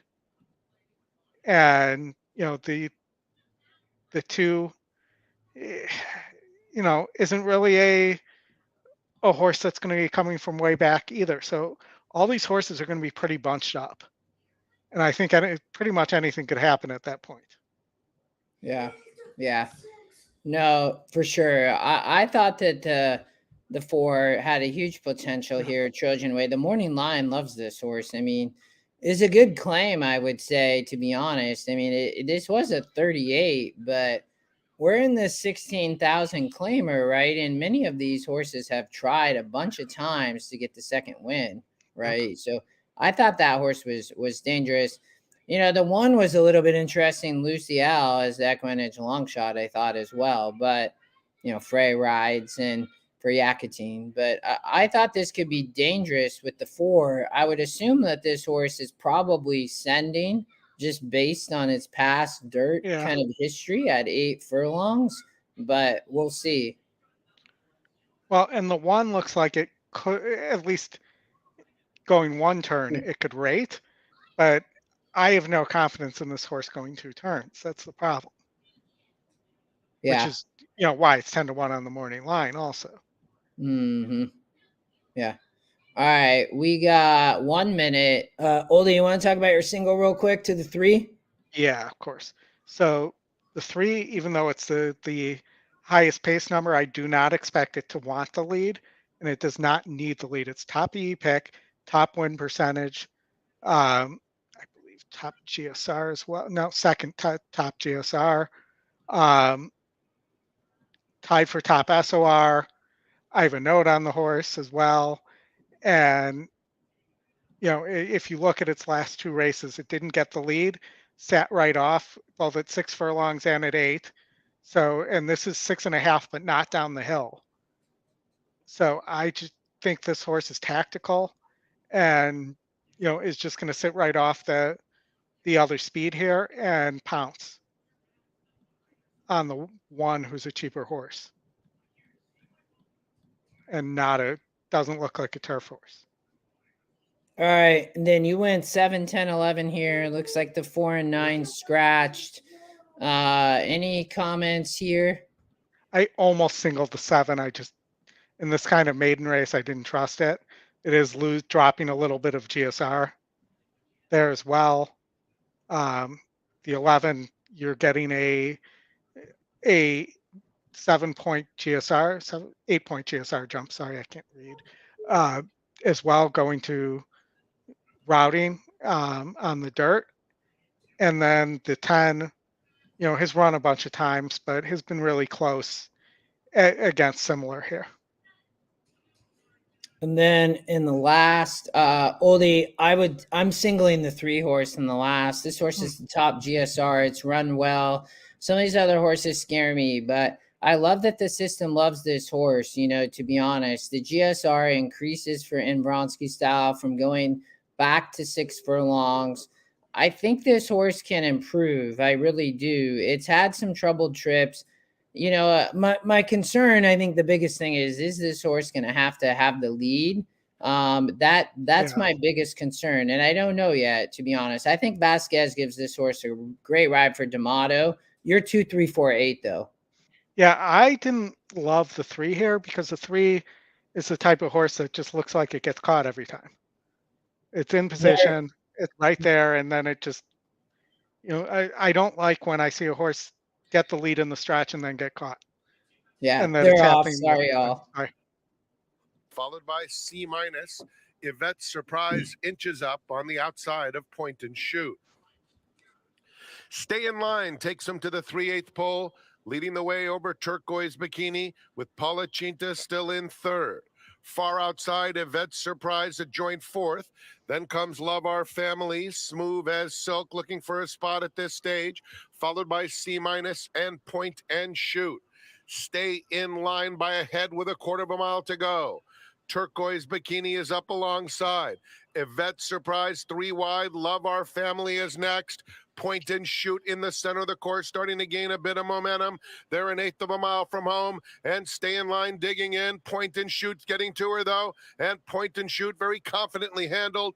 One is Seizes going to run command a late. huge And it race, will as be well Point as the and 2. Shoot under Kent DeSormo, They're going to end cruising up to a 2.5 length win. Stay in Line, a good 9. second. Photo for third. 4. Smooth as silk. Yvette's Surprise. Turquoise Bikini was 5th. Yeah, That was the sorry. 4. Yeah, 4-1. 1 and 2 ran huge races. P-Man. Catalo, I agree, Chris. I mean, I think Pax, honey. Hold on, y'all. Oldy, give me one. Of course. My 1 and 2, and I think the 6 ran really well too. There, if the 2 doesn't run like that, I think the 6 wins that race pretty easily. Yeah, the 2 ran a great race there. But 4 gets through Oldy on your ticket. I will I want to give away a second ticket, Oldy. So we will we can watch the end of Gulfstream Park, everybody, and then I saw that, Daniel. He was, but we'll do a little trivia, Oldy. And we can, for anybody in the chat, we'll do a little bit of trivia. First person that enters the answer will win. And we'll do that after Gulfstream Park race 9. I will give away part of my Golden Gate ticket since we advanced Oldy with the 1 for 22 horse. So Gulfstream, it looks like it's raining. It must be raining there. It looks like it's just pouring, to be honest. It's either that or it's like a fog cloud or something. Like looks foggy, like we're looking at Golden Gate. I will say I'm interested in the price on the Mott horse is 2 to 5. I like the IRAD horse, the 5 there. Yeah, this 6 horse, right? This was the big chalk, at 2 to 5. EquinEdge had this horse at 3 to 5. I originally in my ticket, Oldy, I think like 1. I don't remember at this point. I think I was 4 deep here, if I remember correctly, but on that defunct ticket. But I thought that this horse potentially was a little bit vulnerable. Yeah, it was 1, 5, 6, 7. I thought that the 1 was interesting, Oldy. This horse is going to be the speed on the inside, going 7 furlongs. The GSR drops a little bit, but I thought AJ's Memory had a shot here on the dirt. No, I don't disagree with you on the Army Mule horse there. That even though the GSR drops, I feel like Army Mules aren't great on turf and started on turf first time. And it's Yeah, I Weaver and mean, Saez. yeah, I mean, it's got a better overall number. And I mean, 7 furlongs is right up there. So 7.5. I think this horse is going to run a giant race, to be honest. Saez gets aboard. I think this is the horse I'd pick to upset the field, Oldy. If I was to choose one horse. And I'm thinking, so look at the 5 for a second. The 5 had Perez up aboard in the last race. Definitely fired more than it did first time out, and now gets IRAD. So, if it can make up the length and a half, IRAD's probably worth that over Perez. I agree. I was 1.567 here. I didn't. I think the 6 horse, right, West Bank. This horse ran great at Gulfstream in a 58 and ran second. So big favorite, but and his Ma Alvarado. I think Oldie, you said he's been hot, correct? Yeah. Mott's So horses have been running really well. I think he timed this year pretty well. Scott, the rain will stop. Well, that's good. It's just maybe a cloud coming through. Usually does there. So Mike, I talked about the pace number with Scotty. This actually might have been like a week ago. Yeah. It was recently. It is. That's like the beauty of it. He was telling me, people are like, there's no way you can create a pace number on first time starters, but the pace number is accurate from a first time starter standpoint. So, for sure, it applies 100%. And the other thing I think is, look at the works. The works are going to help combine with that to tell you, in my opinion, if a horse is working really well, 5 out of 50, 3 out of 70, it's likely going to show speed. So, and I do wonder on the 7 that you mentioned, it had been working, even February 10th on the grass, and now they threw it on the dirt with one dirt work January 25th. Yeah. And, had made the previous 4 starts on the turf. My thought is if they thought this was a dirt horse, it would have been running on the dirt already. Yeah. All right. Last at Gulfstream race 9. We'll turn it over to announcer Pete. It is very much misty rain or something. The one horse taking a ton of money. So I guess I like to see that. That tells me, that horse might run well. The 6, big favorite. Here we go. 2 very nice fillies square off, and that's not the first time they've squared off. The last time, Kathleen O. Huge wet GSR drop but on one could the argue classy favorite, the edition. 6. By Her the way, last race proves she's a different horse. That's the feature race tomorrow with racing forms and programs on sale now. Here in the 9th race, all eyes on the Bilmont trainee, West Bank. On the outside 13 is point Karen GSR Zonner, drop on complete line. Going from dry to wet on West Bank. All set, 7 furlongs. And runners away. West Bank was away cleanly, but not quickest to begin. Aaron's Moment, ridden for the early lead, sent through at her inside as Valia is on to take over. Jellicle Cat speeding through at the fence. Away 4th is Mystify. Then the big favorite, West Bank. She's only 2 lengths behind, well allowed to find her feet. Moonrose is next, ahead of AJ's Memory. The early trailer is Karen's Honor. They're fanned right across the course here with Jellicle Cats moving through inside to challenge Valia for the early lead. Junior Alvarado absolutely where he wants to be. In the clear, about 2 lengths behind on this big favorite, West Bank. Aaron's Moment stuck in traffic. Moonrose improves with an inside lane. Getting started is Mystify, then back to AJ's Memory. And the trailer is Karen's Honor. Great. They make their way to the 3 furlong point. The Jellicle 6 Cats has the may lead just by a be length. all the best Here's West here. Bank taking up the slack second. Value's an all in 3rd.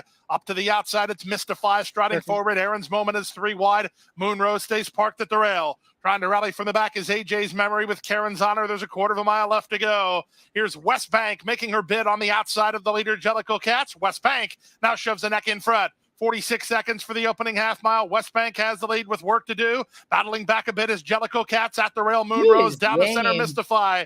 West Bank not home yet. One is From so the inside, green, Jellicoe man. Cats is very game. Jellicoe Cats just put her head in front again. West Bank needs to Wow. counter punch. Jellicoe Cats just in front. Here's the wire. Jellicoe Cats. 2 wins. Boom to anybody who had that. Yeah. You are. We're with you, Razor, on the 4-5 at Golden Gate. Oldy is single to the 5. Well, if anybody had the 2 at 13-1, well done. That horse was game. It was a 7% horse, so well done for if anybody was alive. But so let's see here, Oldy. Hold on. Too much going on. Golden Gate in 3 minutes. So, okay, Oldy, we're going to do 3 trivia questions to have 10% each of my Golden Gate pick 5, which is right there. I am only 4-5 here, so we have to do this quickly, just mainly because the race is about to go off. So, first person for everybody listening, first person to type in the chat gets 10%. We will do this 3 times. So some of these are going to be a little bit easy because I want to see who can be fastest, and I'm not going to let you guys cheat. So the first question, all you got to do is type it in the chat. Whoever does it first is going to win. So whoever we see show up first. So last year, whatever year. Last year, we have not started the new year. Who was the American League Rookie of the Year in Major League Baseball?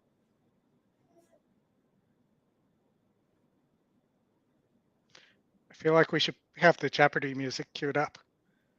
Somebody got to answer. Come on, anybody? McFly? Is this thing on? I don't know. I mean, nobody. It was definitely not Zenyatta. So I see. I would say probably Jotham, I think, still won, even though he had to type 2 times because, Scott, we're doing trivia for 10% of this Golden Gate ticket. Jotham, I think your first answer, you were trying to say J-Rod, but you ultimately still won. Chris said Zenyatta. We are doing, Leslie, we're going to do horses in a minute. So I just had to do an easy one. All right. Second question. This one is for my good buddy, Oldy. So this is all for Oldy. Type it in the chat. We have, how much time we got? We got to get this off before it happens. So we have a minute. Yeah. This is for my good buddy, Oldy. He will love this question. All you have, Jotham wins. Yes, I agree. Jotham wins. Second question. This is for 10% of the Golden Gate ticket too. Oldy, you will appreciate this one. What was the first race to offer a purse of $1 million in North America? No idea.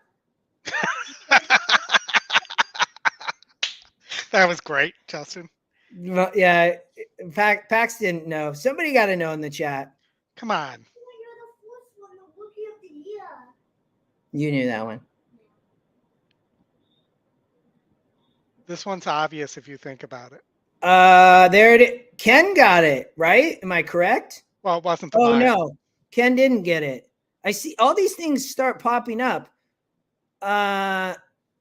Chris Walsh got it. Even though he said, you were close, Sean. I will give it to Chris, even though you spelled it wrong. So am I seeing that correct, Oldy? Are you seeing the same thing? Okay. Yes. So Chris. The million, not the mile. There was no Arlington mile. All right. They're approaching, though. So let me flip here. Just Still got time. All right. Third question. Oldy, do you have a question you want to do? Or I have a third one. But if you want to go for your third one. This is entertaining. Go for it. So I actually didn't know this. So this is what I love this question. So third question, first answer, Jotham and Chris got the first 10%. Chris, I know. Where was the cult classic horse racing comedy Let It Ride filmed?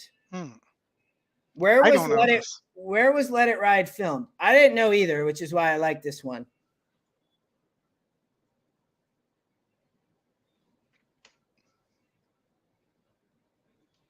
I see nothing yet. But Let It Ride, Daniel. Where was Let It Ride filmed? That's a movie. I've probably seen it 50 times. No, I don't think I've seen the answer yet. I've heard Santa Anita. That's not correct. Wyoming is not correct. Hollywood Park is not correct. Buffalo Mike got it. Is that Hialeah? I don't even that's Hialeah Park near Miami, Florida. So we got Buffalo Mike, 10%, Chris Walsh, 10%, and Jotham, 10%. We are live, you guys, only to the 4 and 5 horse here in the pick 5. Yeah. Scotty, I got a show idea. That gave me a show idea. So I don't know if any of you have seen Dale Earnhardt Jr. does these closed racetrack shows, like about ghost tracks for car racing. We should have an ghost horse track show.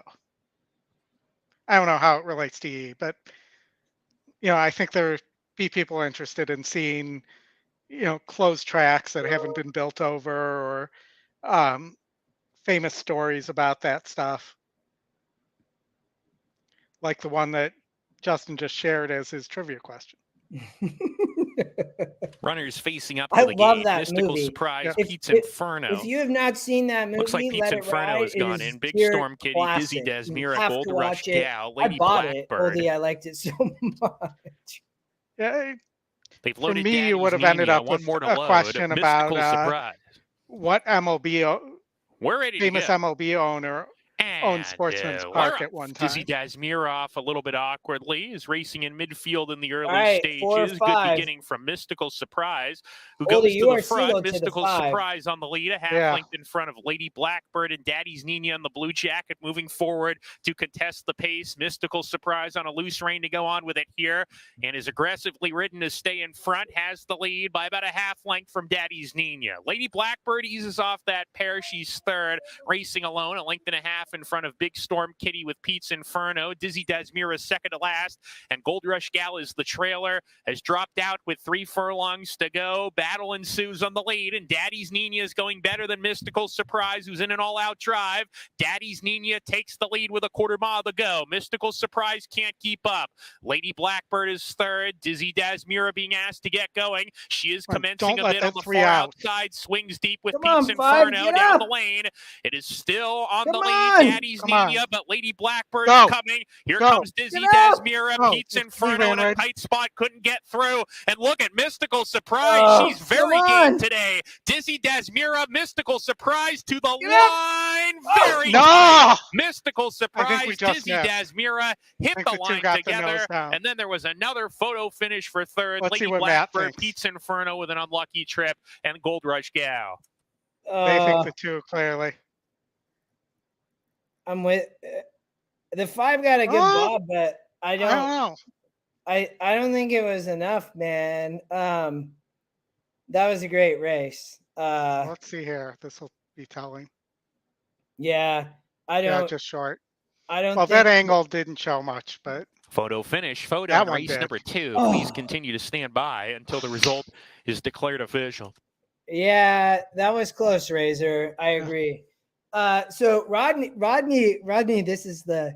So if you've never seen the the movie, he does it. This is his strategy. He goes around what's the horse everybody doesn't like, and if most everybody here has obviously been to the track, probably it's a classic movie, so it's a must watch.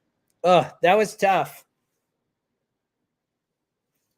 Well, Oldy, we are both out at Golden Gate, so yeah. that is a bummer. Santa Anita's still around. Your ticket is alive. I didn't play one, so I guess Maybe I will end up. pick 4. I mean, Yeah, I will. Let me. So that is yours. We have 13 minutes. You are all here 1 through 5. Yeah.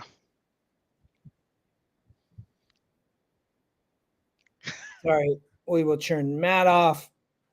Gulfstream can go away. sending you to park. Oh, that was brutal. Yeah. Brutal. You are 1 through 5 here, Oldy. I thought the 4 might wire the field. But I also think that this race is kind of yucky, to be honest. I think that for a 16,000 claimer, you know, all these horses have only won once. You know, you talked about the 5, Oldie, Glory of Chrome. You know, it's I could see a price coming here. I could. Yeah. Yeah, I mean, 5 was the one the ticket generator didn't want to use, but I added it there. Just, you know, looking at these pace numbers and these win percentages, you know, I don't have confidence in a horse that's 1 for 13 or 1 for 12 or 1 for 10. You know, all these horses, again, just like the last race at Golden Gate, all these horses kind of suck. I'm still pained by that finish. I mean, it wasn't as bad as the finish at Gulfstream on Wednesday, but still, like, that one hurts. Where we had identified the morning line angle and the E long shot and the top win percentage, those are the ones that are supposed to get home for us. I was trying to hold on. We're gonna jump back to. I closed that Golden Gate window. You were mad. No, it's like, I mean, look at that. I mean, took money, but also just Yeah. barely missed. I mean, 30% to win. You know, coming off the pace. I mean, the 2 rode the rail there. That horse, the morning line didn't like and just barely gets up. But yeah, that was out of a race like that with a bunch of one-time winners that just, you know, hadn't been winning. That was a great single for you, and we just missed. Yeah, I mean, and though when you're taking a risk, things like that happen. And you know, while we have time, why don't we? Do you want to look at the race I keep talking about? So it's look at the last 2 races on Wednesday at Gulfstream. Right. Race 8, the 6, Frozen Solid. Yeah, I saw, I think Scotty or whoever on Twitter, they posted this horse, right? Frozen Solid was price play, 2nd pick, big morning line angle. Yep. And I said in the chat, this is a single Justin would love. Yeah, I mean, these are like, I mean, these are where I do, because 38% top GSR, 2nd pick, morning line has this horse as the favorite. Like, Screen. Oh, sorry. People Thank can't you. see. Yeah. I mean, that's pretty wild, man. I mean, you have 1, 2, 3. There was actually a 4th element to this. There was a in the workout report, in the Bruno report, this horse had been identified as a 4-star and had been, you know, murdering the horses that it had been facing. So add that to, you know, without that, maybe we get an even better price there. But, you know, add that to the E angle, and that horse is a single, obviously. Yeah. I mean, yes. I mean, even just purely off the win percent, you could almost single this horse. That's pretty wild, man. I mean, I wish this would have happened today. Why could this horse not run today? And then, all right, so go to the next race. I was alive to the 1, 2, 4, 8, 13, 14. And the 6 won the bob with the 4. They came basically bobbing like we had there, but it was for like half the stretch. The 2 of them going at it. 4%. Yeah, I mean, gosh, would this pay, man? 14,000. Wow. And I was alive on the pick 4, but there were other people in the group, like the coach, that was alive on the pick 5. Yeah, that's pretty crazy, man. That 15-1 horse, you know, played up, not down, on the multis too. That's crazy. Daniel, it is a comedy and it is a classic, man. You will love it. I promise you. It's a good one. John said that horse needs a nose job, the 5. I would agree. Did he mean the 5 or the? Because we were joking about horse nose jobs after the 6 up. Basically won by a nose against the 4 nostril. There, so it might be that horse. You don't see Irad lose, bobbing matches like that very often either. Wow, that's wild. We got 7 minutes till Santa Anita Park. Oldy, I'm going to play a pick 4 since I did not play a pick 5. This is my ticket. So although I'm a little worried this horse might need the lead, but I think I'm still going to single the 3 here in the last leg. But you are alive to all here, so I'm with you. I'm gonna press the all button with you, and we're gonna hope for a price. And then you're singled to the 3. I think this last race is tough, Oldie. Let's talk about this for a minute because maybe it will help me. The 2 is 1 for 7, and then the 3 is 1 for 9. Somebody like the 4 is 3 for 11, but you look on the turf here in the 4. I mean, this horse is 3 for 4 for Giving Spirit. So the apprentice rides here, right? Alcegor rides 29% for Peter Miller. I mean, you're using this horse because you're 2, 3, 4, 8. Who'd you like best here? This was a tough call. I like whether I'm going to say which one I like best. I like the 2 and the 4 best here. I like the picks. Would be what I would say. The 8 I think is interesting, but I think the 8, this horse has burned so much money. And it's run well at times against 48s, 46s. It's a little bit compromised here. So the 8 would not, I think, could win, but probably won't. The 9's 0 for 2 at the distance, and needs the lead. The 6, maybe, the 6 it's only when it really has come against 48s, and this group looks too good for that horse. The 1 is not a turf horse, and that leaves the 7. The 7 didn't run last time out. Maybe it's just, was eased, and maybe the 7 is the one we're overlooking. That's 1%. The GSR is good. Gonzalez is a good turf jockey. But again, I think this horse might need the lead. I can't, I'd have to cut all those. So I end up here. The 8. I could see why you use the 8. I just can't see. So I end up narrowing here, and then I say, okay, 2, right? This horse is going to be on the lead. It stopped here just barely. It got an easy lead and stop, which I don't love at 6 furlongs. It got a lead and stopped. Its one win was off this easy lead in the 10 post. So, I mean, Tiago rides. He's not been riding, right, on the 2, but does hit at 21%. I love Ramon Vasquez. This horse is the price play and the long shot. It's coming off almost nearly, what's that? A 2+ month layoff. It ran here. It ran great. I mean, the 4 is going to have to step up in class. It was my concern, Oldie. Yeah. No, and the more I look at it, the more I like the 4, though. I think the 4 in this group potentially gets the perfect pace setup. Yes, there is a slight step up in SOR, but there's a lot of horses here who need the lead. A lot. Yeah, it's going to be interesting for sure.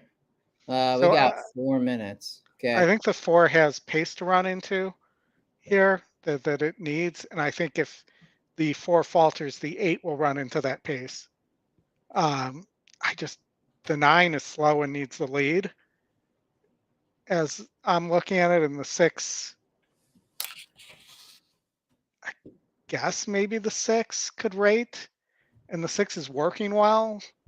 So maybe the 6, I don't know. I'm sticking with the 3. That's my, this is what I would play, Oldie. lots of coverage. I'm gonna stick with the 3 here. I Okay. don't like a lot. I don't like the 7. I think it's going to be interesting with the 3 horse, but I think that this horse with Vasquez, he's been riding. This horse is nearly won here. This was too tough. I would get rid of this and gets back to 6 furlongs. This is the only it dueled last time, so he's going to have to either, this horse might need the lead. I guess that's my biggest concern, but I just don't know about this 2 horse. Very similar to the 3. They're both very similar. I think that's the interesting thing here. The 2 and 3 are both very similar horses. So my concern, if you put everybody else in there, I think that the 4, 6, and 8 are the only ones that can really rate, and everybody else needs the lead. Yeah, I mean, the 4 showed right here, it could just kind of rate stock right off and did the same last out, even after bobbling in a 54. So, and Miller adds the apprentice again. And then I can't bet this horse because it burned too much money. And then the 6 here versus much easier. I guess that's my concern, though. So, though the 1's fast too. The 9 needs the lead and is slow.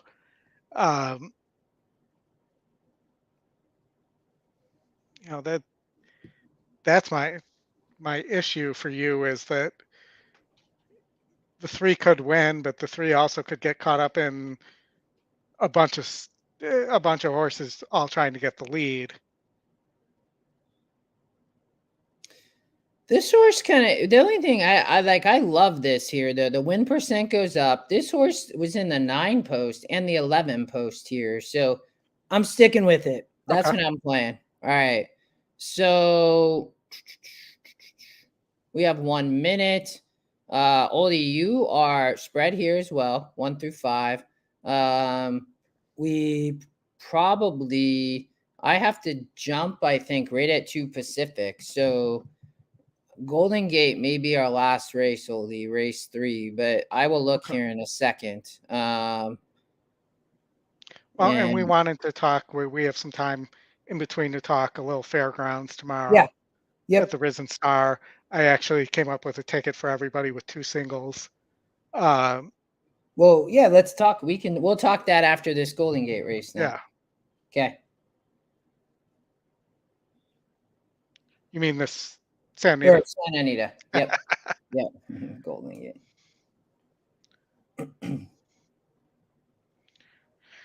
Oh. 2's big favorite here. I thought the 4 was a little bit more interesting than the 2. In my opinion, thought the 4 might wire the field, but they could fly here. Not that people come too much off the pace here on the dirt, but they could be cruising on the front end. And Scott, yeah, tomorrow is a big day at Fairgrounds with the Risen Star. This race usually, right? I think this race usually awards enough points to get into the Derby, correct, Oldy? Yeah, I was going to say one of these horses is going to get into the be in the Derby for sure, barring an injury, and none of them are good enough to win it.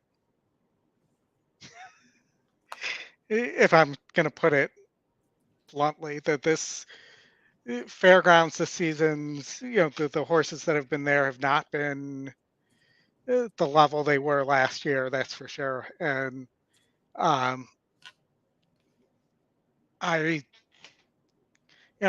feel like this year's Derby is looking very top heavy right now in general. Just as far as horses that look much the best. Yeah, I mean, you look at like the field in the Holy Bull. None of those horses had a chance. I feel like have a chance to win the Derby. The field in Lecomte was really weak. I like this year's crop of fillies better than I like this year's crop of Derby horses. Horses at the gate for race 2. It's post time. Yeah, and Chris brings up that the Baffords all have to move. I hadn't heard that. So did that just come out? So they'll, I guess, who knows where they'll go. Have to move. Yeah. Meanwhile, Linda Rice isn't serving a The suspension last from one will be something she Glory did of in Chrome. 2015, from 2012 to 2015. It's pretty wild, man. I would say it seems just kind of crazy. All right, come on, 5. They're in the gate. Oh, it was today. That's good to know, Chris. Thank you. Chris has got the And court they're TV off. feed up while he's working. Sweet Heidelberg and Trojan Way both out alertly. Lucy L down at the rail. Glory of Chrome, 4th, now 3rd, and Distorted Queen already 8 lengths off the Wow, speed. this 4 went off at Trojan 4 to Way takes 5. the initiative into Yeah. the first turn. They might be Sweet right. Heidelberg, a little erratic. It just moves might be into the faster than two-path everybody. second. At the rail, Lucy L is holding her own in 3rd. Then it's Glory of Chrome, 3.5 off the pace in 4th, and The Distorted 3, Queen. They the move jock toward the on the backstretch, 3 and is it's trying to Trojan Way just with an gonna easy make a lead. run. A length and a He's half choking in that front of horse Sweet back, though. Heidelberg in second. I know. I Then saw Lucy that. L, Glory of Chrome together, 3 back to And maybe they were Distorted expecting a Queen. hotter pace. They run down the backstretch. Yeah, It's pretty. Trojan Way, a 24 half and length. 3. Sweet Especially Heidelberg at San applying a Anita, little this bit of is heat slow. now, second. 3 more, Lucy L at the rail by herself in 3rd. And Glory of Chrome is now 5 off the leaders. Another length back to Distorted Queen. Into the far turn, and the 2 favorites are dominating. It's Trojan Way in front by about a head. Sweet Heidelberg makes her move right They went now. really And slow, now man. Sweet Heidelberg on the outside on even terms with Trojan Way and puts her neck in Nobody's front with really a quarter coming. of a mile to go. 7 back Two-horse to race Lucy for L. sure.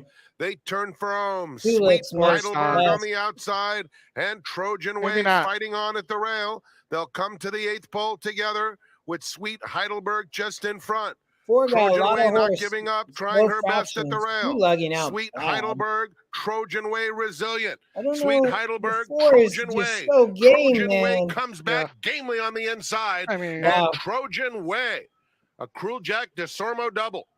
Sweet Heidelberg settles for Wow, second. I didn't catch Then it was that. Lucy L in 3rd. I was mentioning that DeSormo's riding really well.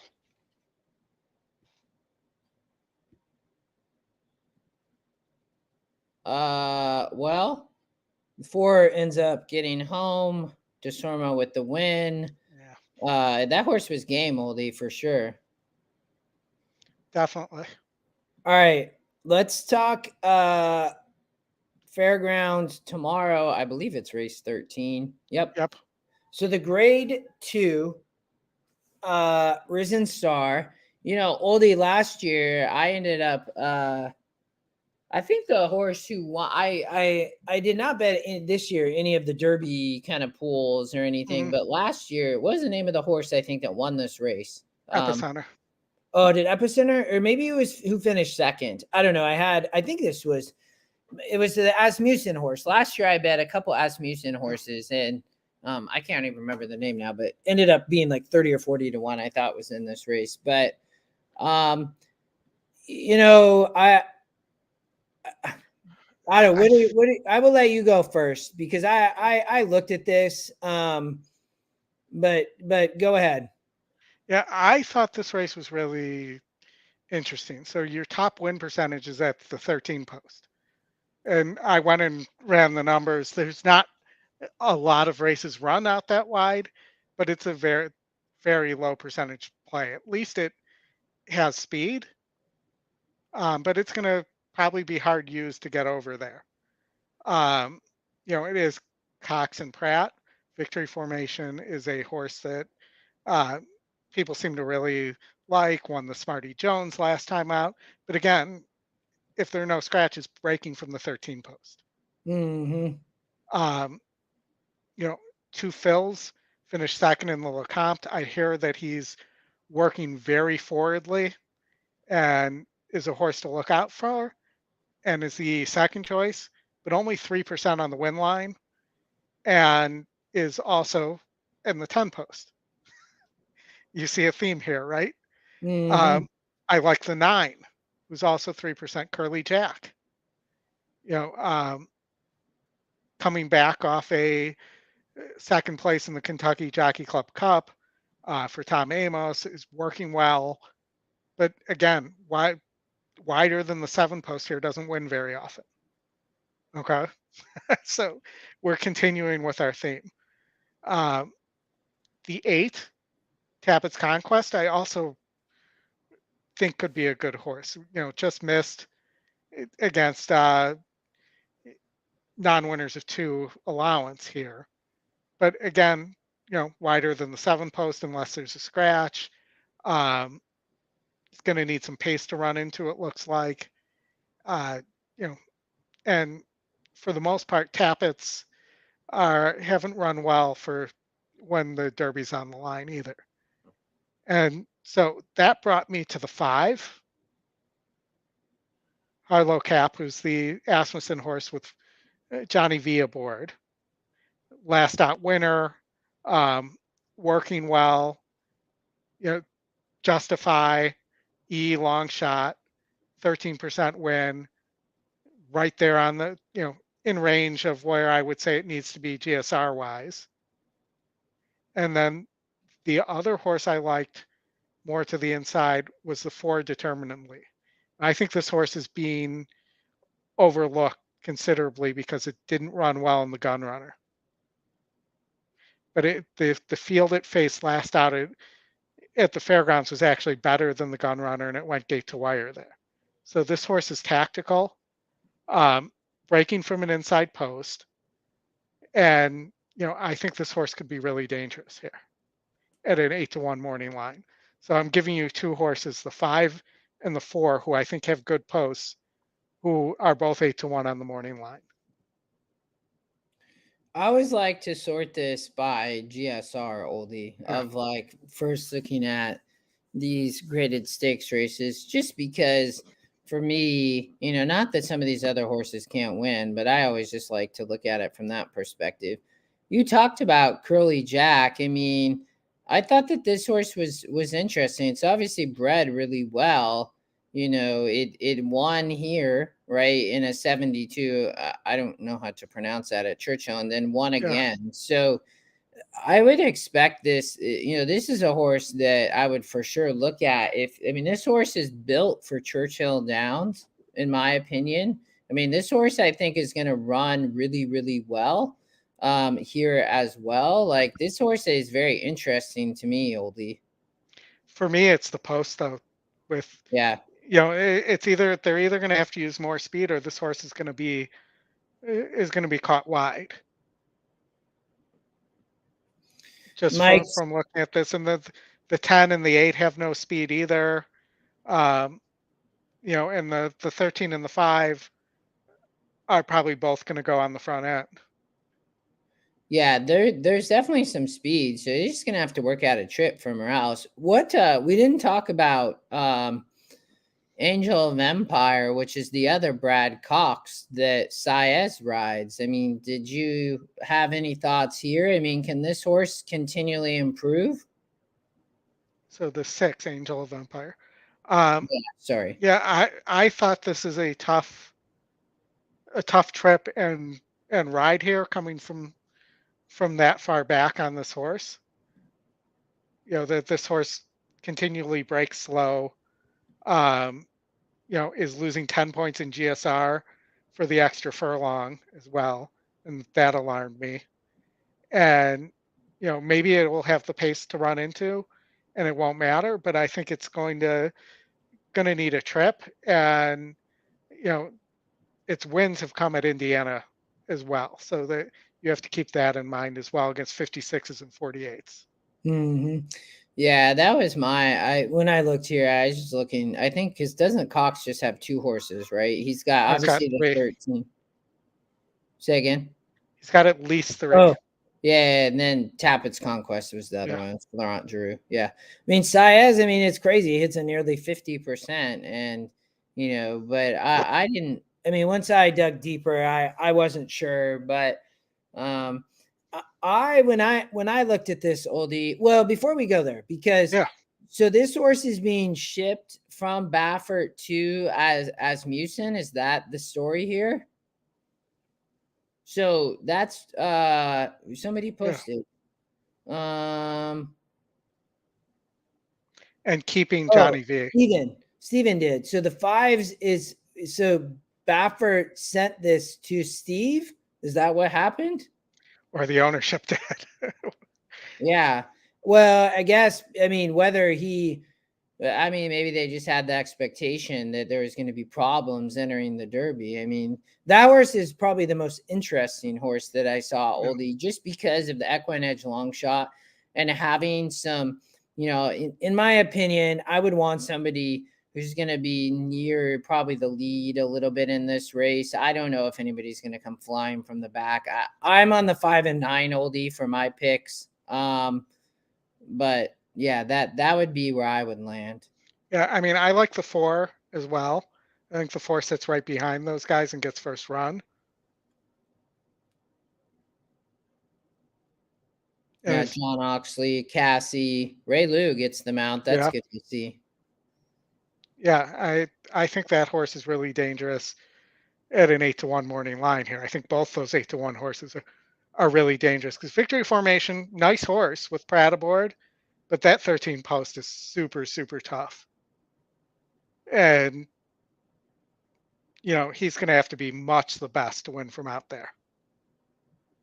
Which, can happen like what happened at Tampa where the Pletcher horse last week was much, much the best.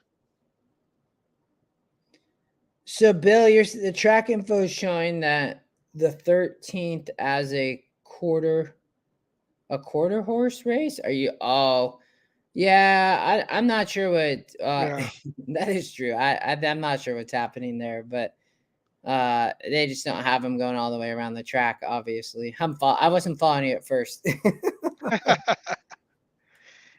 Yeah, I think that's just a glitch. Sometimes you'll see that. But I thought this horse I thought the 4 and the 5 were really dangerous from high percentage posts, from tactical positions. And, I was not aware that the 5 was a former Baffert, but now that I know that, it makes me like it even more.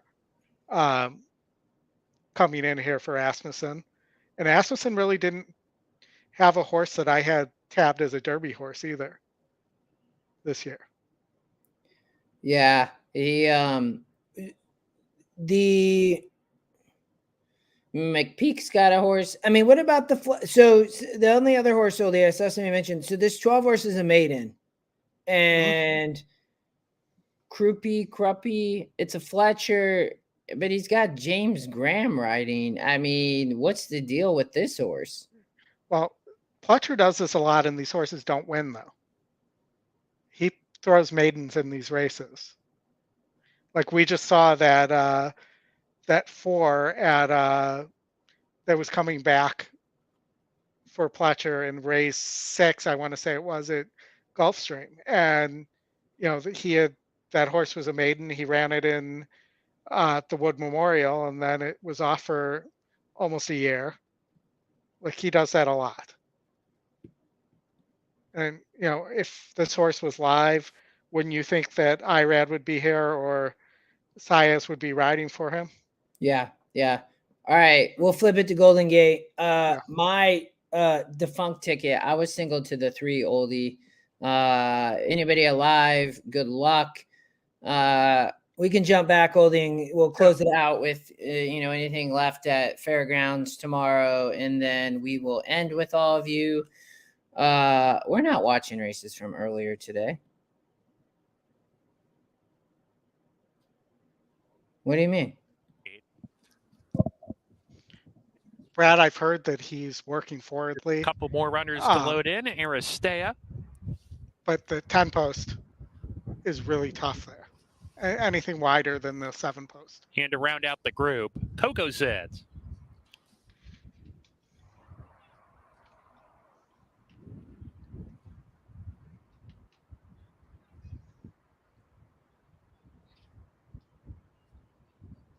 We're ready to go.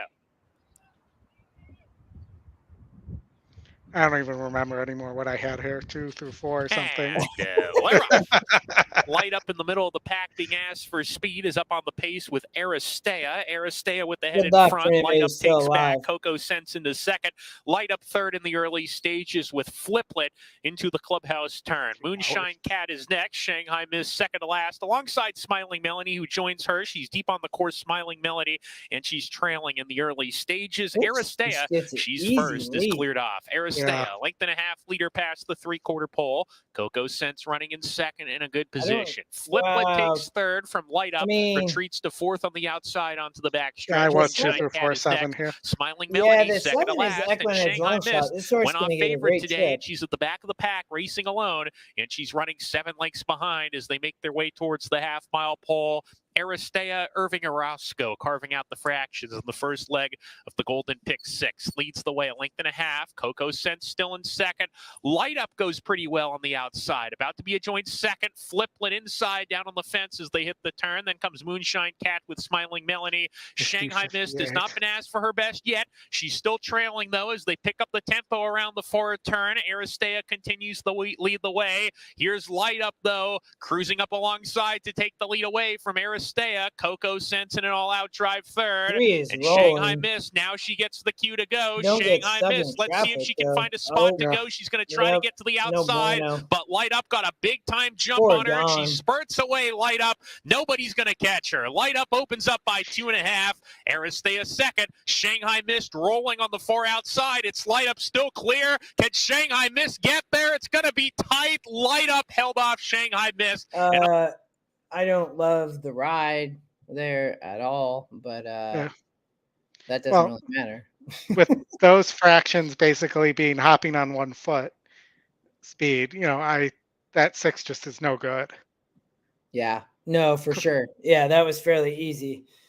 All right, Oldy. Anything else on Risen Star here for tomorrow? Brad was asking about 2 fills. Yeah, I mean, I love he knows I love 2 fills. The Ravelli horse, he's just needling me a little bit on it. But that post is just super tough.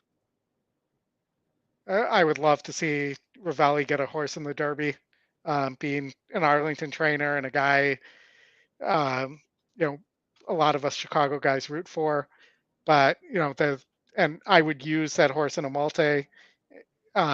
If the pace were to melt down, I think that the horse has a good shot. I just think it's really tough from that post. And, I will tell you, if I'm playing the late pick 5 there, I would be single to both 2 Emmys in Fairgrounds Race 11, as well as Hoosier Philly, who I think is far and away, I think 42% is way too low on the win percentage line. And Cox continues to run Chop Chop on the dirt, and Chop Chop continues to be a turf horse. I mean, he needs EquinEdge. I mean, you go back here, this horse raced on the turf both times and won. And I mean, either that or the connections just don't want to give up, right? I mean, but you're just burnt. Like, I mean, that's an even worse definition, I guess, of burning money. I mean, because they're just so pointed on wanting to get to the Derby that they could be banking checks on the turf, man. I mean, this horse was the favorite in the Breeders' Cup juvenile fillies. Yeah. I mean, in one, I mean, yeah, wow. Yeah. I mean, and then, Florent Giroux rides again. I mean, yeah, that's Hoosier Philly, 42%. Only going to be a big chalk. But look at the morning line catches it all day about the Chop Chop before horse. Yeah, and the morning line also is look at the works on Hoosier Philly. I'm looking forward to seeing that workout report tomorrow too, or tonight. Yeah, this horse is. I mean, I could see why you're singling here, Oldy. This horse is just much the best. Probably depending on this race, right? Or maybe she already is the current Oaks favorite. Yeah, I think with the loss yesterday, or not yesterday, last Saturday at Tampa of the Breeders' Cup Juvenile Fillies Champion, whose name is I'm drawing a blank on. As you can see me snapping my fingers here trying to come up with it. But I think that was those two horses, that and the Full to Malafat, were probably your favorites going into that race, and neither of them won. So this may be Tom Amos's best horse. And GSR says this horse is going to have no trouble with the distance. How great would it be to see Hoosier Philly with a double for Tom into Curly Jack? Yeah. There's a play, man. Just for like good heart feel, man. That would be pretty incredible. And I think Tuami's second off the layoff is probably going to win pretty easily in Fairgrounds 11. Yeah, I saw that. Yeah, graded stakes winner, grade 1 winner, should get a pretty easy lead. It's really tough when he's on or near the lead. And last year, first time out, coming back to Fairgrounds on January 22nd. So this year was January 21st. Last year was January 22nd, got caught. Here didn't run all that well, and then came back and won on Louisiana Derby Day in a grade 3. So I think that he's probably just sitting on a big race here. Yeah. All right, y'all. It's been a pleasure. Oldy, well done today. It wasn't a great day, but we appreciate everybody tuning in. Good luck this weekend. Big weekend at Fairgrounds, but great racing all over the country. Oldy, anything else before we depart? No, just, everybody have a good weekend. I for sure will be around in the stretch run chat, and, I looking forward to when things are ready to seeing the new stuff that's out there as well. All right, y'all. It's been a pleasure. We thank you. Yeah. Hope everybody has a great weekend. Oldy, good luck. Let's hit another big one this weekend for the crew. Sounds good. All right. Thanks, all.